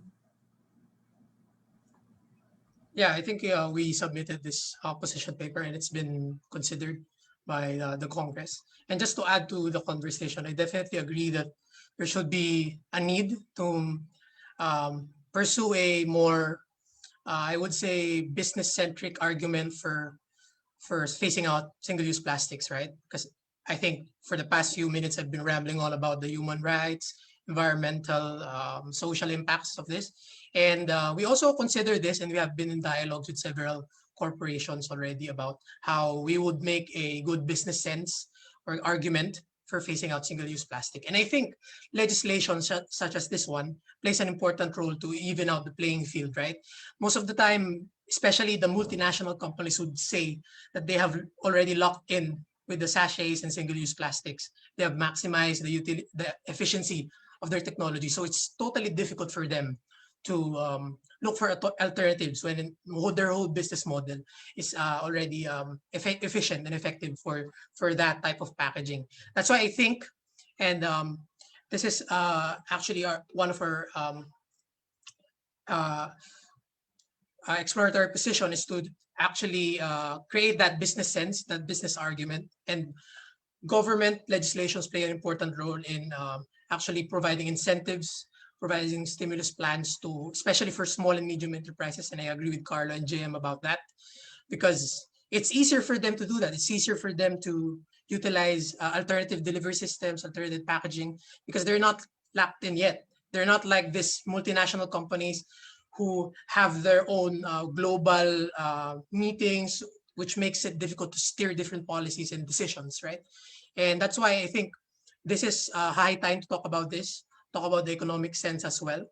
And really even that playing field in terms of how we think about the systems that we have.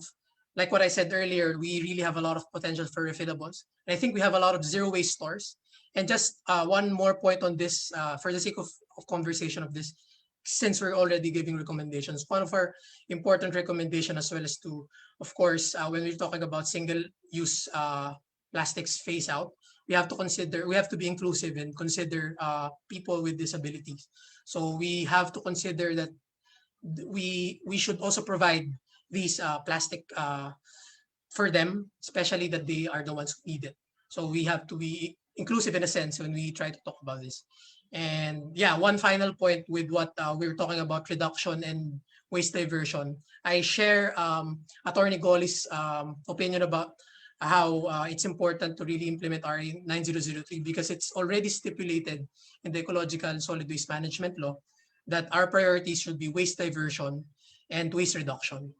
So that's also one of our stands in our movement. Thank you. Thank you so much to Janssen and of course to all of our speakers. I'm going to quickly give Attorney Rio just some time lang, very quickly, to probably share her comments, any thoughts that you have after hearing all of the points pointed out by our speakers. Attorney Rio, do you have any additional comments or probably reactions to what they said? It's very rich, no? Naging very rich yung discussion natin, JM, ano? And it's really very exciting, very interesting to see the different points of view, diba, ng ating speakers. And it's really interesting to understand from Attorney Rio if you have additional comments or reactions to what they said. Thank you for that, Amy. So thank you for the comments of Attorney Gobi and Carlo and Janssen. So I'll just quickly go over what they said. For Attorney Gobi's comment on this bill repealing RA 9003, I really couldn't state definitive. I couldn't give a definitive answer on whether this really completely repeals 9003. But what we can say is the objective of this bill is to zone in on the single-use plastics, whereas I think 9003 pertains to a comprehensive solid waste management for all types of solid waste. So I guess that's where the difference lies. For the time frame, this is of course still up for discussion. A lot of comments have been given with regard to the time frame, but I think what they had in mind when they provided this time frame is to allow the large and the small businesses to allow them time to adjust, give them time to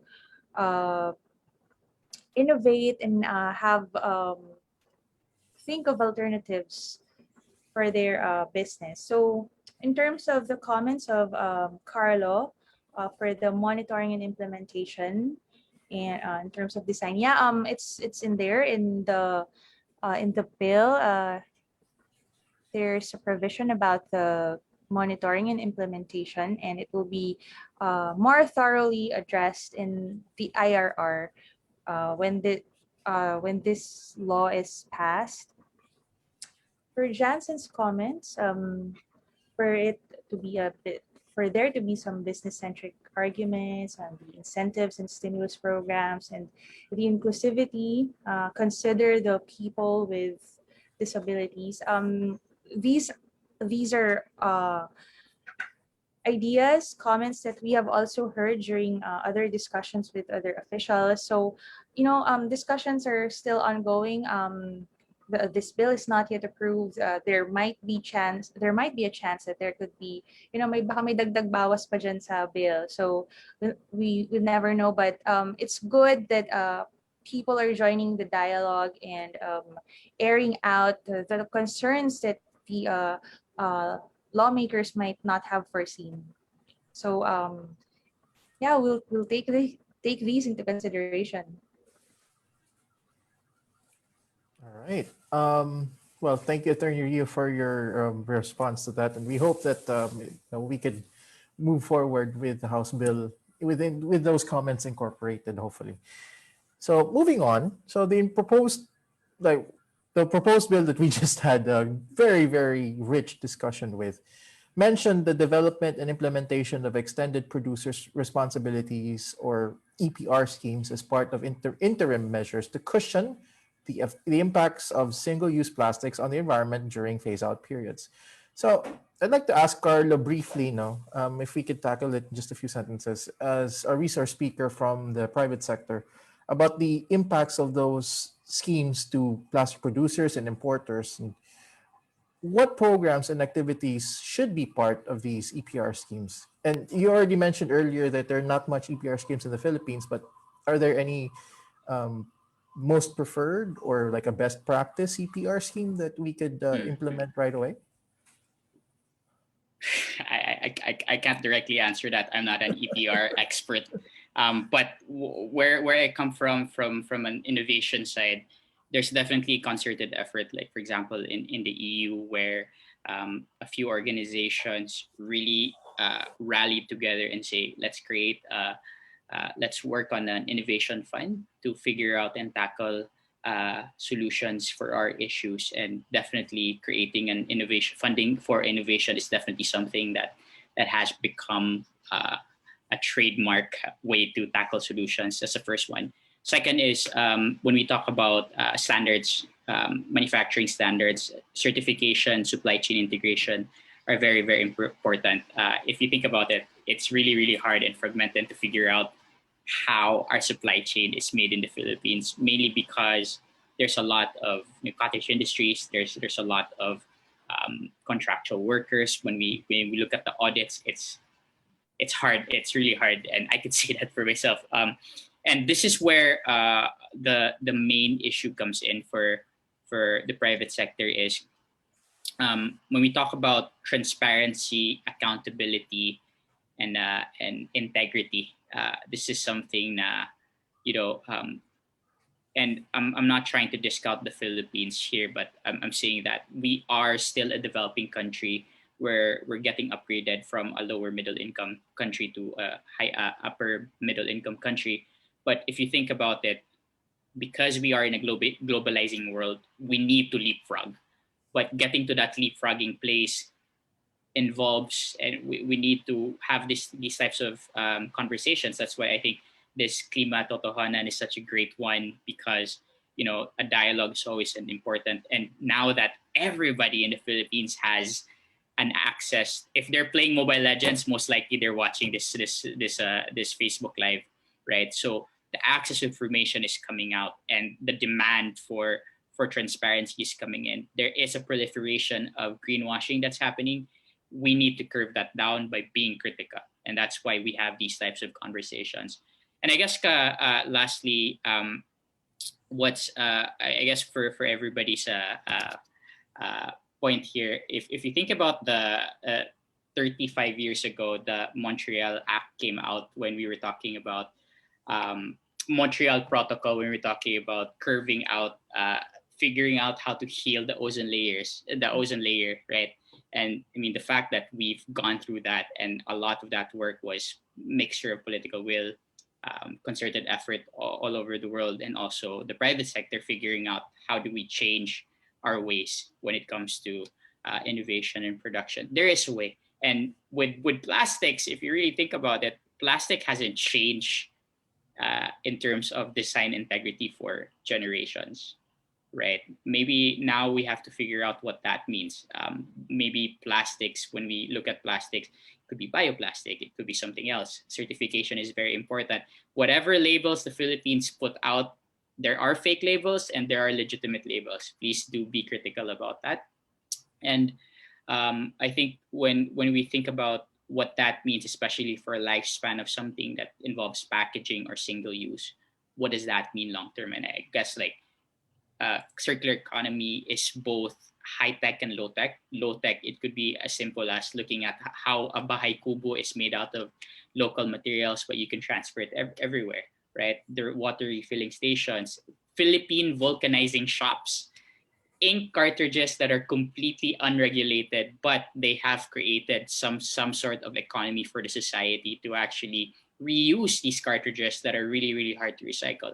So there are ways, and that's our job here with Circulars, to figure out what are these ways, connect them with the global industries, and then hopefully we can work together to create that knowledge sharing platform. Thanks. Thank you, Carlo. And it's interesting you've mentioned about that because I think we've been doing that. No? We're talking about circular economy. Probably we don't know it na circular economy na pala siya, no? But we're actually doing it here in the Philippines already. It's really just more of honing that skills and knowledge more and supporting our fellow kababayan. So very interesting yung pinoy out ni Carlo. Thank you for that. No? And There's actually a historical thing about that came from our Spanish and history where we utilize like food wise, right? Like we utilize everything. The fact that we have sisig, the fact that we have dinuguan. yes. That mindset of utilization is something that we know of. However, when we think about the Philippines progressing, access and convenience is also a culprit, right? Because an economy, if you have disposable income, you end up seeing, okay, mamaya na yan.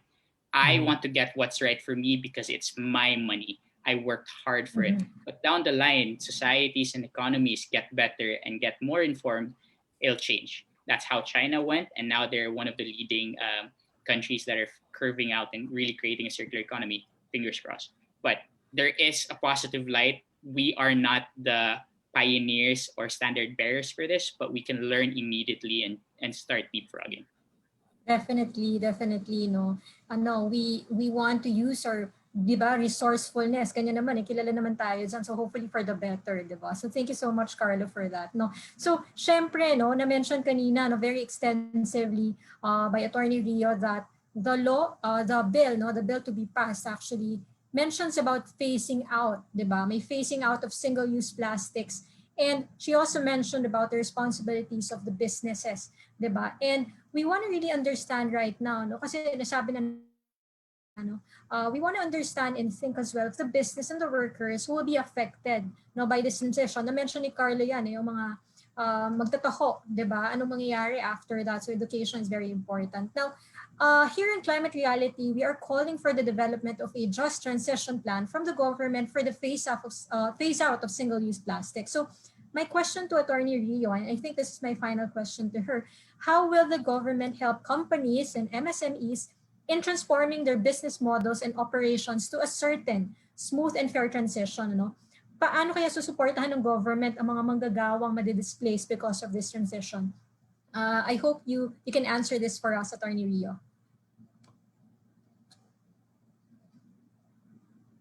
Kasi very interesting talaga, no? Kasi syempre nakikita natin yung impact of that and really are interested to understand kaya anong impact nito, Attorney Rio, no? And similar to that, ano kaya yung impact nito sa atin in the industry? Yeah, thank you, Amy, for that question. So, yes, definitely there have been discussions on the economic implications of this bill. We've heard it, like I said, we've had discussions with other officials, with other stakeholders, and these are some of the concerns that have been raised. As to a definitive answer, a concrete answer, I don't have them yet. I have not heard of a definite solution to this. This has not been specifically or particularly reflected in the bill. But, what I can say is, and especially against the backdrop of the pandemic, the concerns of the MSMEs and the laborers who might be affected by this bill, their concerns and their plight are, considered, recognized, and understood, and it's still part of the discussion.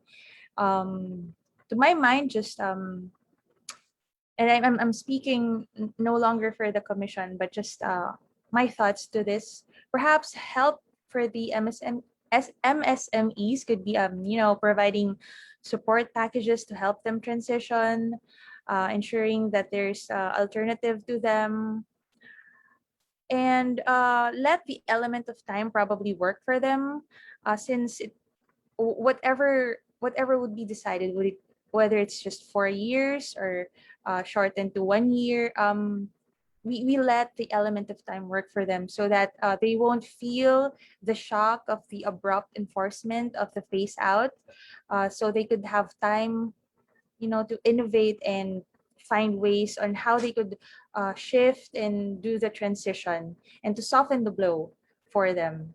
Likewise, for the yung mga madidisplace natin ng mga manggagawa,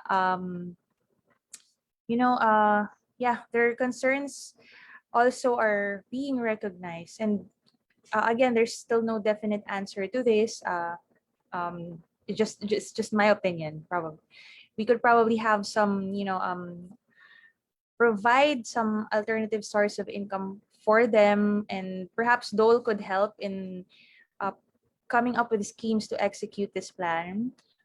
Financial assistance, workforce restructuring, displacement plans, what options for life after displacement, and capacity building. Because, since we are shifting to another lifestyle,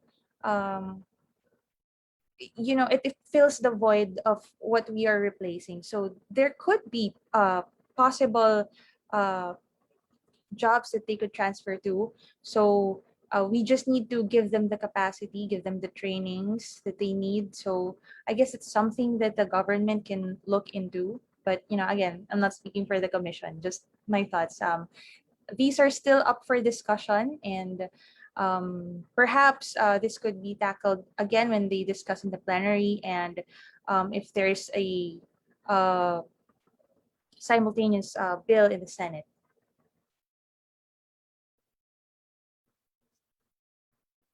Okay. Well, thank you, Attorney Rio, for for your thoughts on this. Now, I know that you also are parang talagang klaro na apart from your work at the CCC, you're also passionate about this matter, and personally, I do appreciate that. I'd like to ask, well, Attorney Golly, maybe sort of like a closing thing on this topic now, in this part of our program.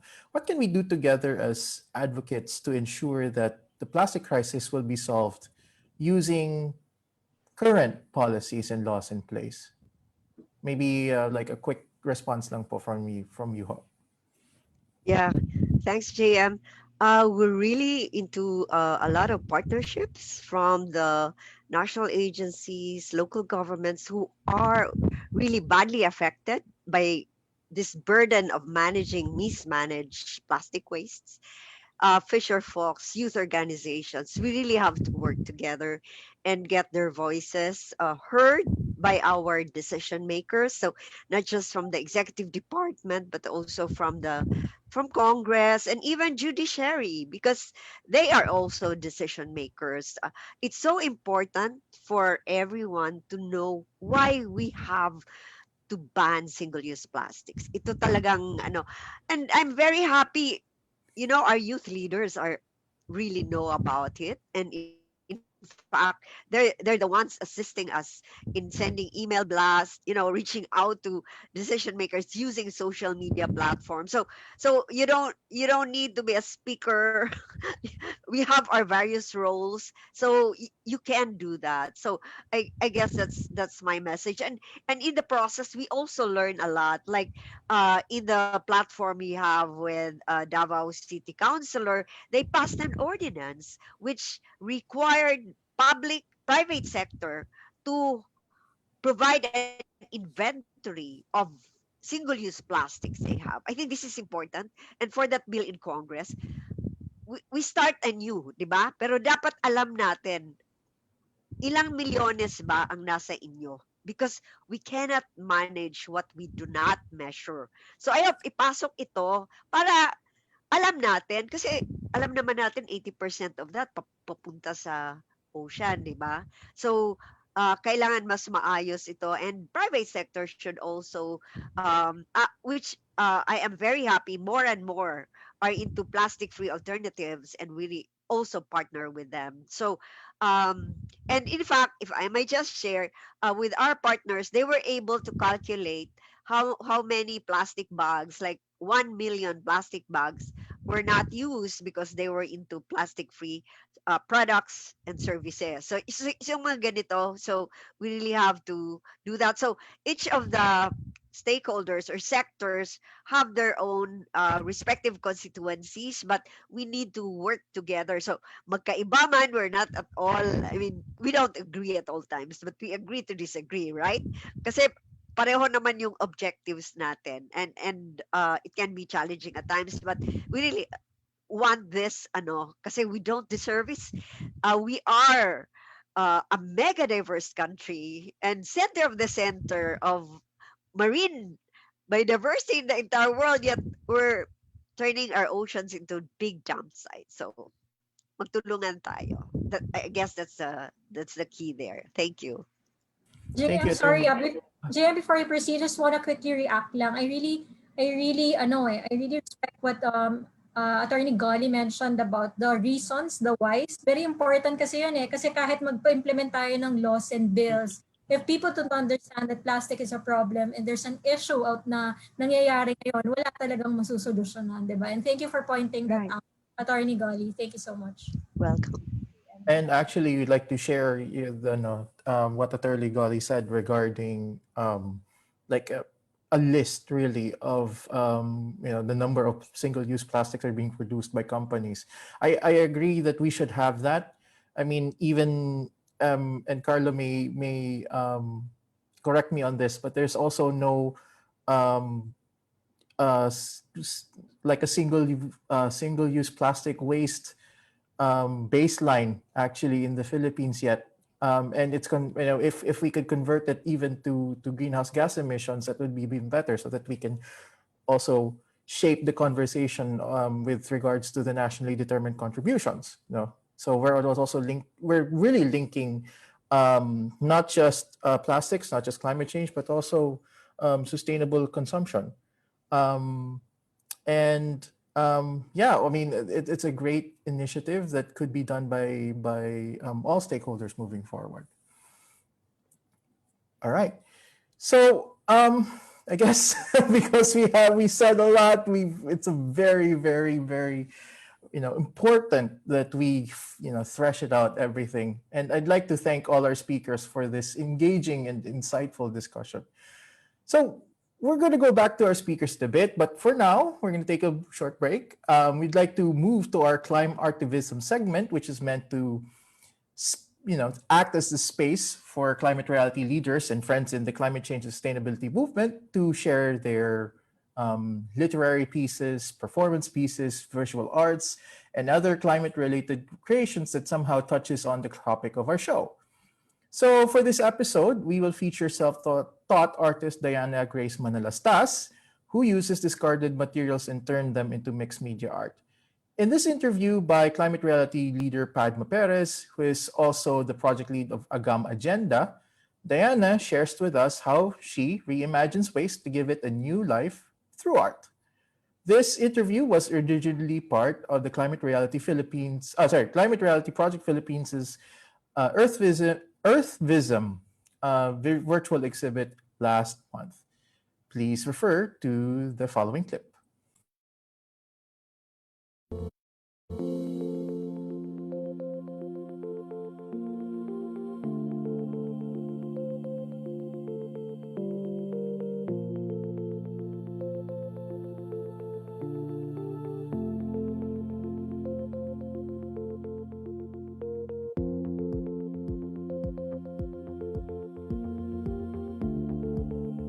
Hi, good evening, everyone, and good morning to our next guest. Her name is Diana, and she's all the way in New York. Hi, Diana. Thanks for joining us.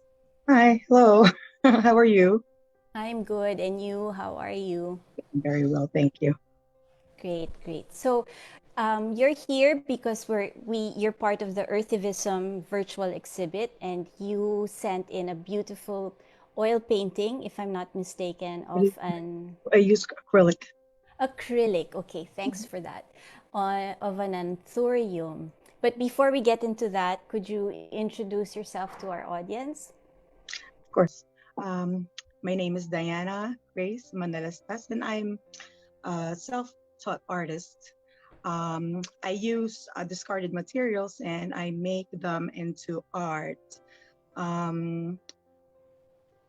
through mixed media and a fusion of sculpture and painting.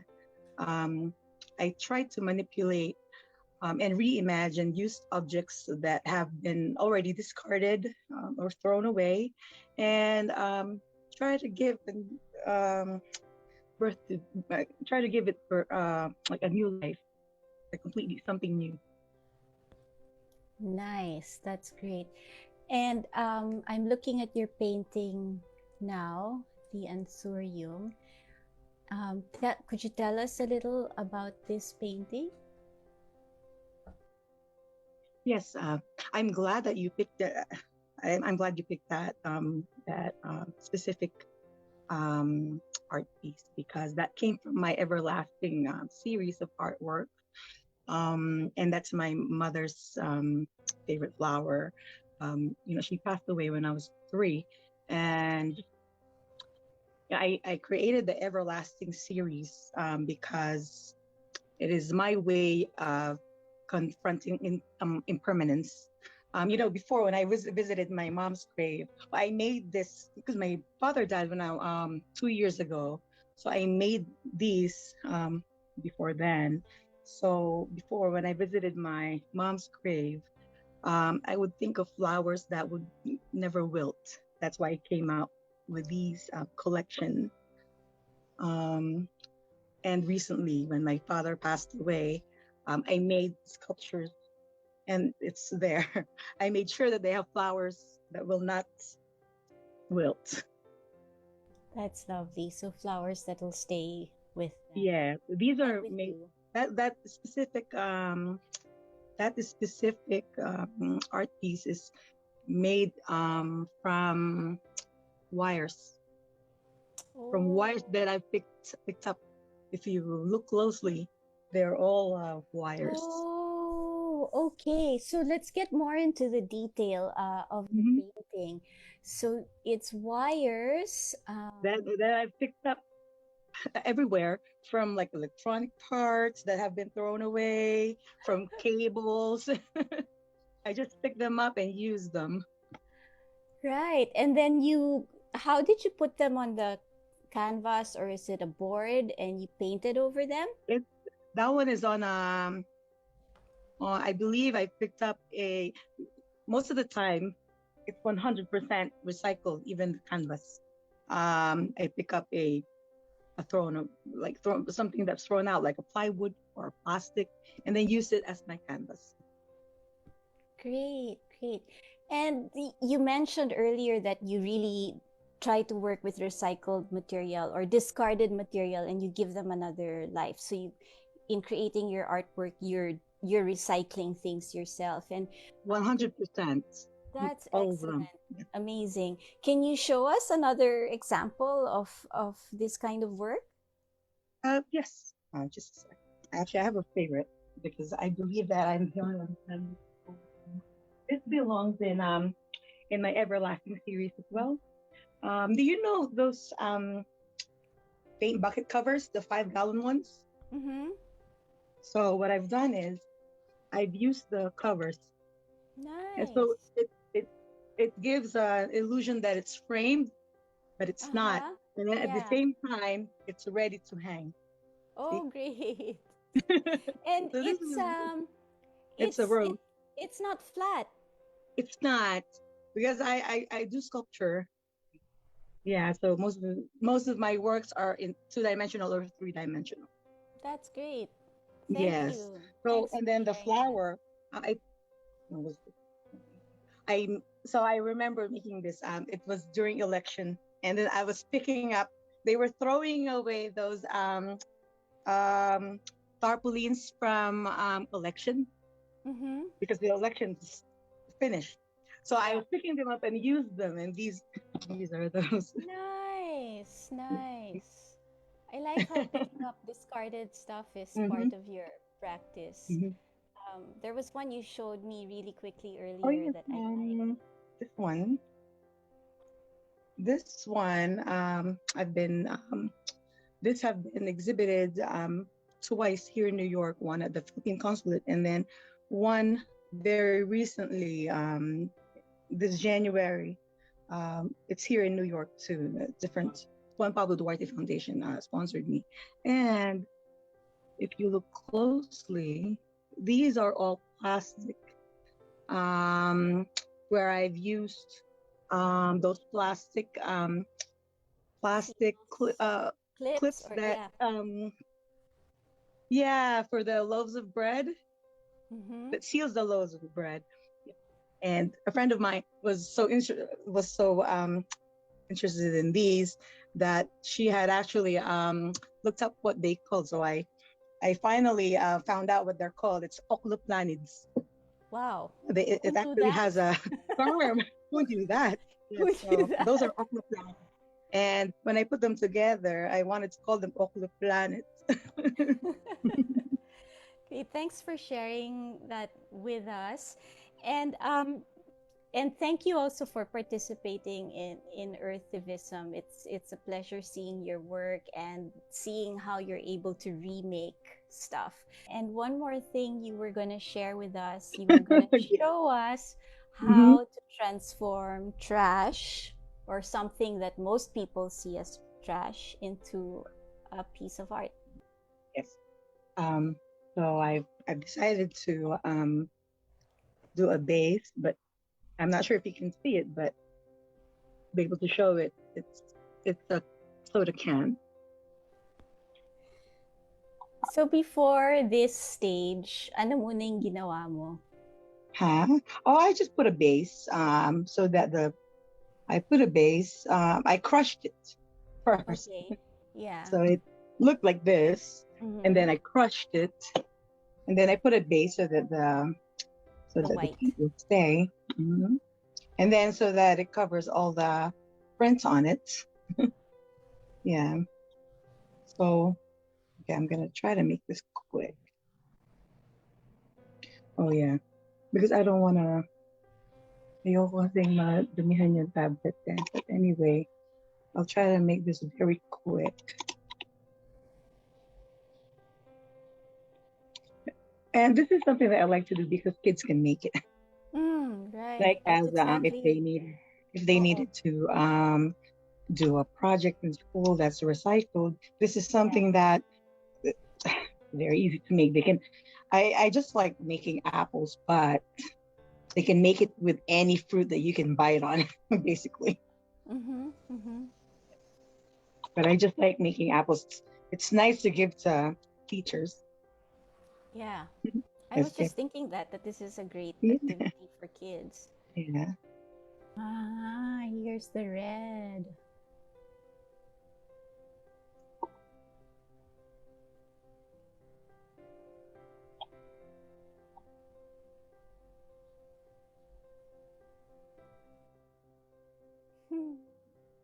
Right? I'm starting to see Is it it. starting to show?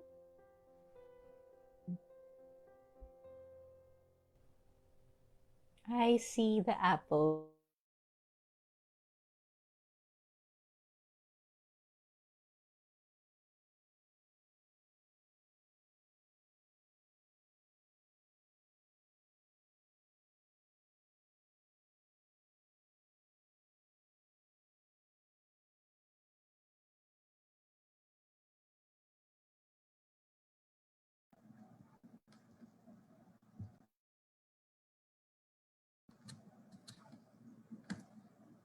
Okay, I guess we are. Thank you so much. I think that was a wonderful, wonderful execution. Ano? I think nagkaroon lang tayo ng konting technical problem in the end. But thank you so much to Agam Agenda and of course to Diana. Very, very exciting. Ano? Very, very powerful yung art niya, di ba, Jay? And very, very powerful and very, very provocative yung artist. And you can see, nakita nyo po na kayang-kaya namang mag-recycle and upcycle at the same time. So that's very, very impressive indeed. Now, always tune in to our Klimatotohanan episodes to get to know more of the artists, their stories, and art that reimagine and conveys a powerful message about the climate crisis. So thank you again to Ms. Padma and to Diana for that wonderful interview.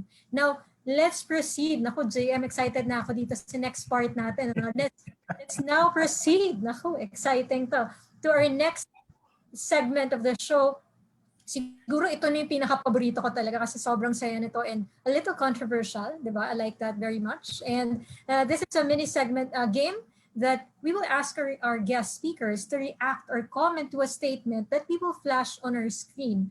Now, for this episode, we will be showing statements from companies that conveyed stronger commitments on managing plastic waste as well as reducing emissions in their business operations. Now, our first statement, is from Nestle Global. And this one is for you, Attorney Rio. So, ready ka na ba, Attorney Rio? Okay, so the statement reads, from now until 2025, we will accelerate and expand the work already undertaken to achieve a 20% reduction in emissions. Between 2025 and 2030, we will transform our operations to achieve a 50% reduction of emissions. And finally, for 2030 to 2050, we will work to balance our emissions by exploring how we offset any remaining emissions through high-quality carbon removal projects or innovations. The result of which will be net zero emissions. On to you, Attorney Rio. Yeah, should I give a comment to this? Yes, ano bang reaction mo dyan sa statement na yan from Nestle Global, Attorney Rio? Well, I welcome it. It sounds very ambitious, but we have to be. You know, speaking with a climate change lens, you know, when we speak of climate change, the hour is almost upon us. And to tackle the challenge of climate change, we have to be ambitious. That's the scale that we need to be in order to address the issue. So yeah, this sounds good. And I hope they follow through. And the ambitious statement is very much welcome.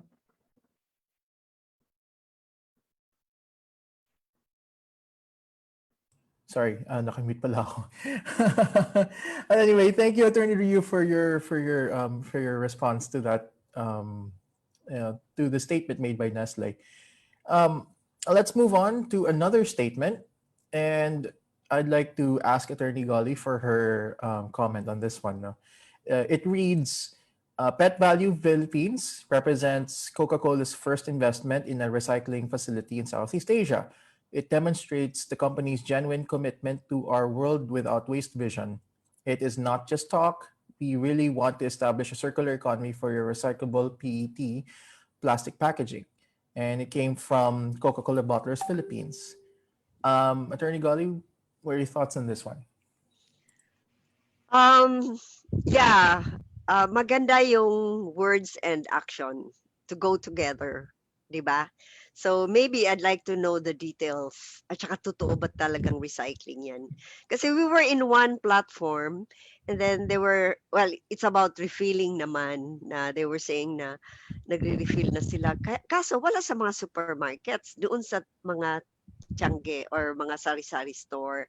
So I guess I need more proof, but it would be great. We would like to see, we want to be educated how they propose to implement that. And we dream for that day talaga na yung sustainability ay integrated na talaga sa programs and policies of our business community. Not just because they are required by the Securities and Exchange Commission, mga publicly listed companies na ngayon are required to do so, but it's really because they understand the critical role that they play in ensuring that we mitigate our impacts, not just greenhouse gas, but you know, the destruction of the ecosystems, land, air, and water. Thanks. Thank you, Attorney Golly, for that. No, talagang maganda yon, no? Sabi nga ni Coke, world without waste. I hope that's possible, no? Sarap isipin sana na maging posible yon. So thank you for that, Attorney Golly. Now, next one is for Janssen in Philippines. No, hello to my friends in Pepsi. Pepsi Philippines said that it has cut more than 76 metric tons of virgin resin plastics from its manufacturing process. This is equivalent to the weight of 3.8 million single-serve polyethylene terephthalate or PET bottles. This is us reimagining and transforming our relationship with the environment while promoting sustainable growth for our business, our communities, and our stakeholders. What's your take on that, Janssen? I think I have been very controversial for this whole conversation, so I can't. I I may just try to dial down a bit, right? This sounds really promising, but like what I've mentioned earlier, it's too good to be true. These companies have had a long history of being quick to commit but slow to change. So we just want, we'll see if this will translate with their upcoming progress report. And hopefully they will really reveal how true is this in the next few years.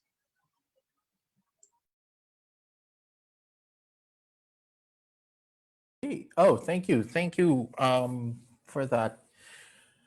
And lastly, well, we have our statement from Unilever, and I'd like to direct this to our last panelist, Carlo.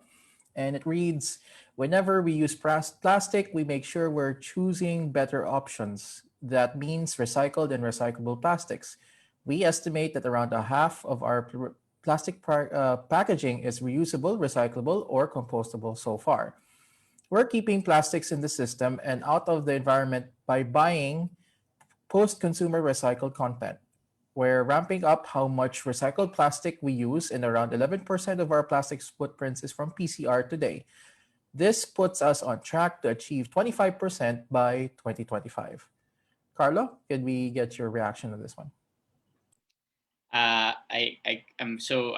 more of like my stance is always gonna be, if there are solutions and people and if organizations and individuals are willing and intentional about their purpose and the integrity is there, I'm all for it. So I think with all the pledges or statements that you guys put in here, I just want to say that circular economy involves scaling. It involves a massive scale, and I believe that we need to work with big companies, small companies. If you have the capacity to be the bridge, then that's your role. So I guess going back to the statement, for me it's a wait and see. There's definitely a lot of intricacies when it comes to reporting. The fact that this is a public pledge, it means they are accountable to their shareholders and stakeholders. So I think for me is, I hope they overachieve rather than underachieve.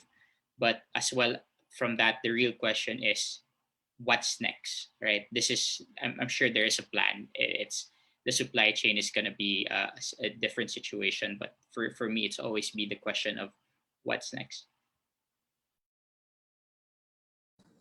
Thank you so much for that, Carlo, and really for, capping off that segment for us. No, very interesting talaga yung sinabi mo. It's really very important. Ang ganda, no? The intentions are there, di ba? The intentions are there, but the most important thing really is action. Yan talaga yung pinaka-importante, especially, and we want to put them into, di ba? We want to hold them accountable kasi binigay na nila yung mga pledges na yan. So we're gonna watch out for that even more. So thank you so much to everybody. No, maraming salamat for playing this game with us and for being so candid about it. Maraming salamat. I cannot thank enough all of our speakers, Attorney Gobi, Carlo, Janssen, and Attorney Rio, for really spending your Saturday afternoon with us. I really learned a lot. Ako personally, I learned a lot. I know a lot of our viewers also learned a lot about the topic. Thank you so much for sharing with us your knowledge, your expertise, and on behalf of the Philippines, we want to thank you for working towards fighting and addressing the plastic pollution here in our country. Your work is truly inspiring, not just for us as climate reality leaders, but also to all of our friends and our allies in our movement. Yes, and I'd like to associate with Amy here and say maraming salamat po for making our Saturday very meaningful, very educational, very thought-provoking, and probably even, thought-moving. And this has been a very fruitful discussion, and hopefully we can go beyond this episode and stir up the national conversation whenever we can. So we would like to thank also all our climate reality leaders and all our other sustainability advocates who tuned into our Facebook page to watch this episode. Once again, if you'd like to receive a certificate from us, please type in your name and accomplish the form in our Facebook post. Please join us again on our next episode on the 22nd of May, where we will be zeroing in on community efforts and social enterprises that promote zero-waste lifestyle and environment-friendly alternatives to daily plastic products. Thank you so much, JM. Naku, sobrang thankful ako sa iyo, no. It's been an honor to really co-host with you, to be with this amazing group, no. Maraming salamat to everybody. This has been Klimatotohanan, your fortnightly webcast organized and led by our climate reality leaders to tackle urgent climate issues of today and tomorrow. Why Klimatotohanan? Because we need real talk and real action on the climate crisis. So just a special shout out lang, no, sa lahat po ng dakilang ina sa buong mundo at sa buong Pilipinas. Happy Mother's Day to everyone. Happy Mother's Day to my mother, and thank you so much for watching. Mabuhay po kayong lahat. And happy Mother's Day again to all our mothers, titas, lolas, and etc. No? And please also visit the Instagram page of the Climate Reality Project Philippines, and that is at Climate Reality PH, and our Twitter account, which is at Climate Real PH. Also, please visit the socials of our guest organizations with their handles flashed on the screen. Thank you once again for tuning in, and see you again in our next episode, again on May 22. Thank you. Good night. Mabuhay. Bye and thanks. Thank you po. Thank you to the panel.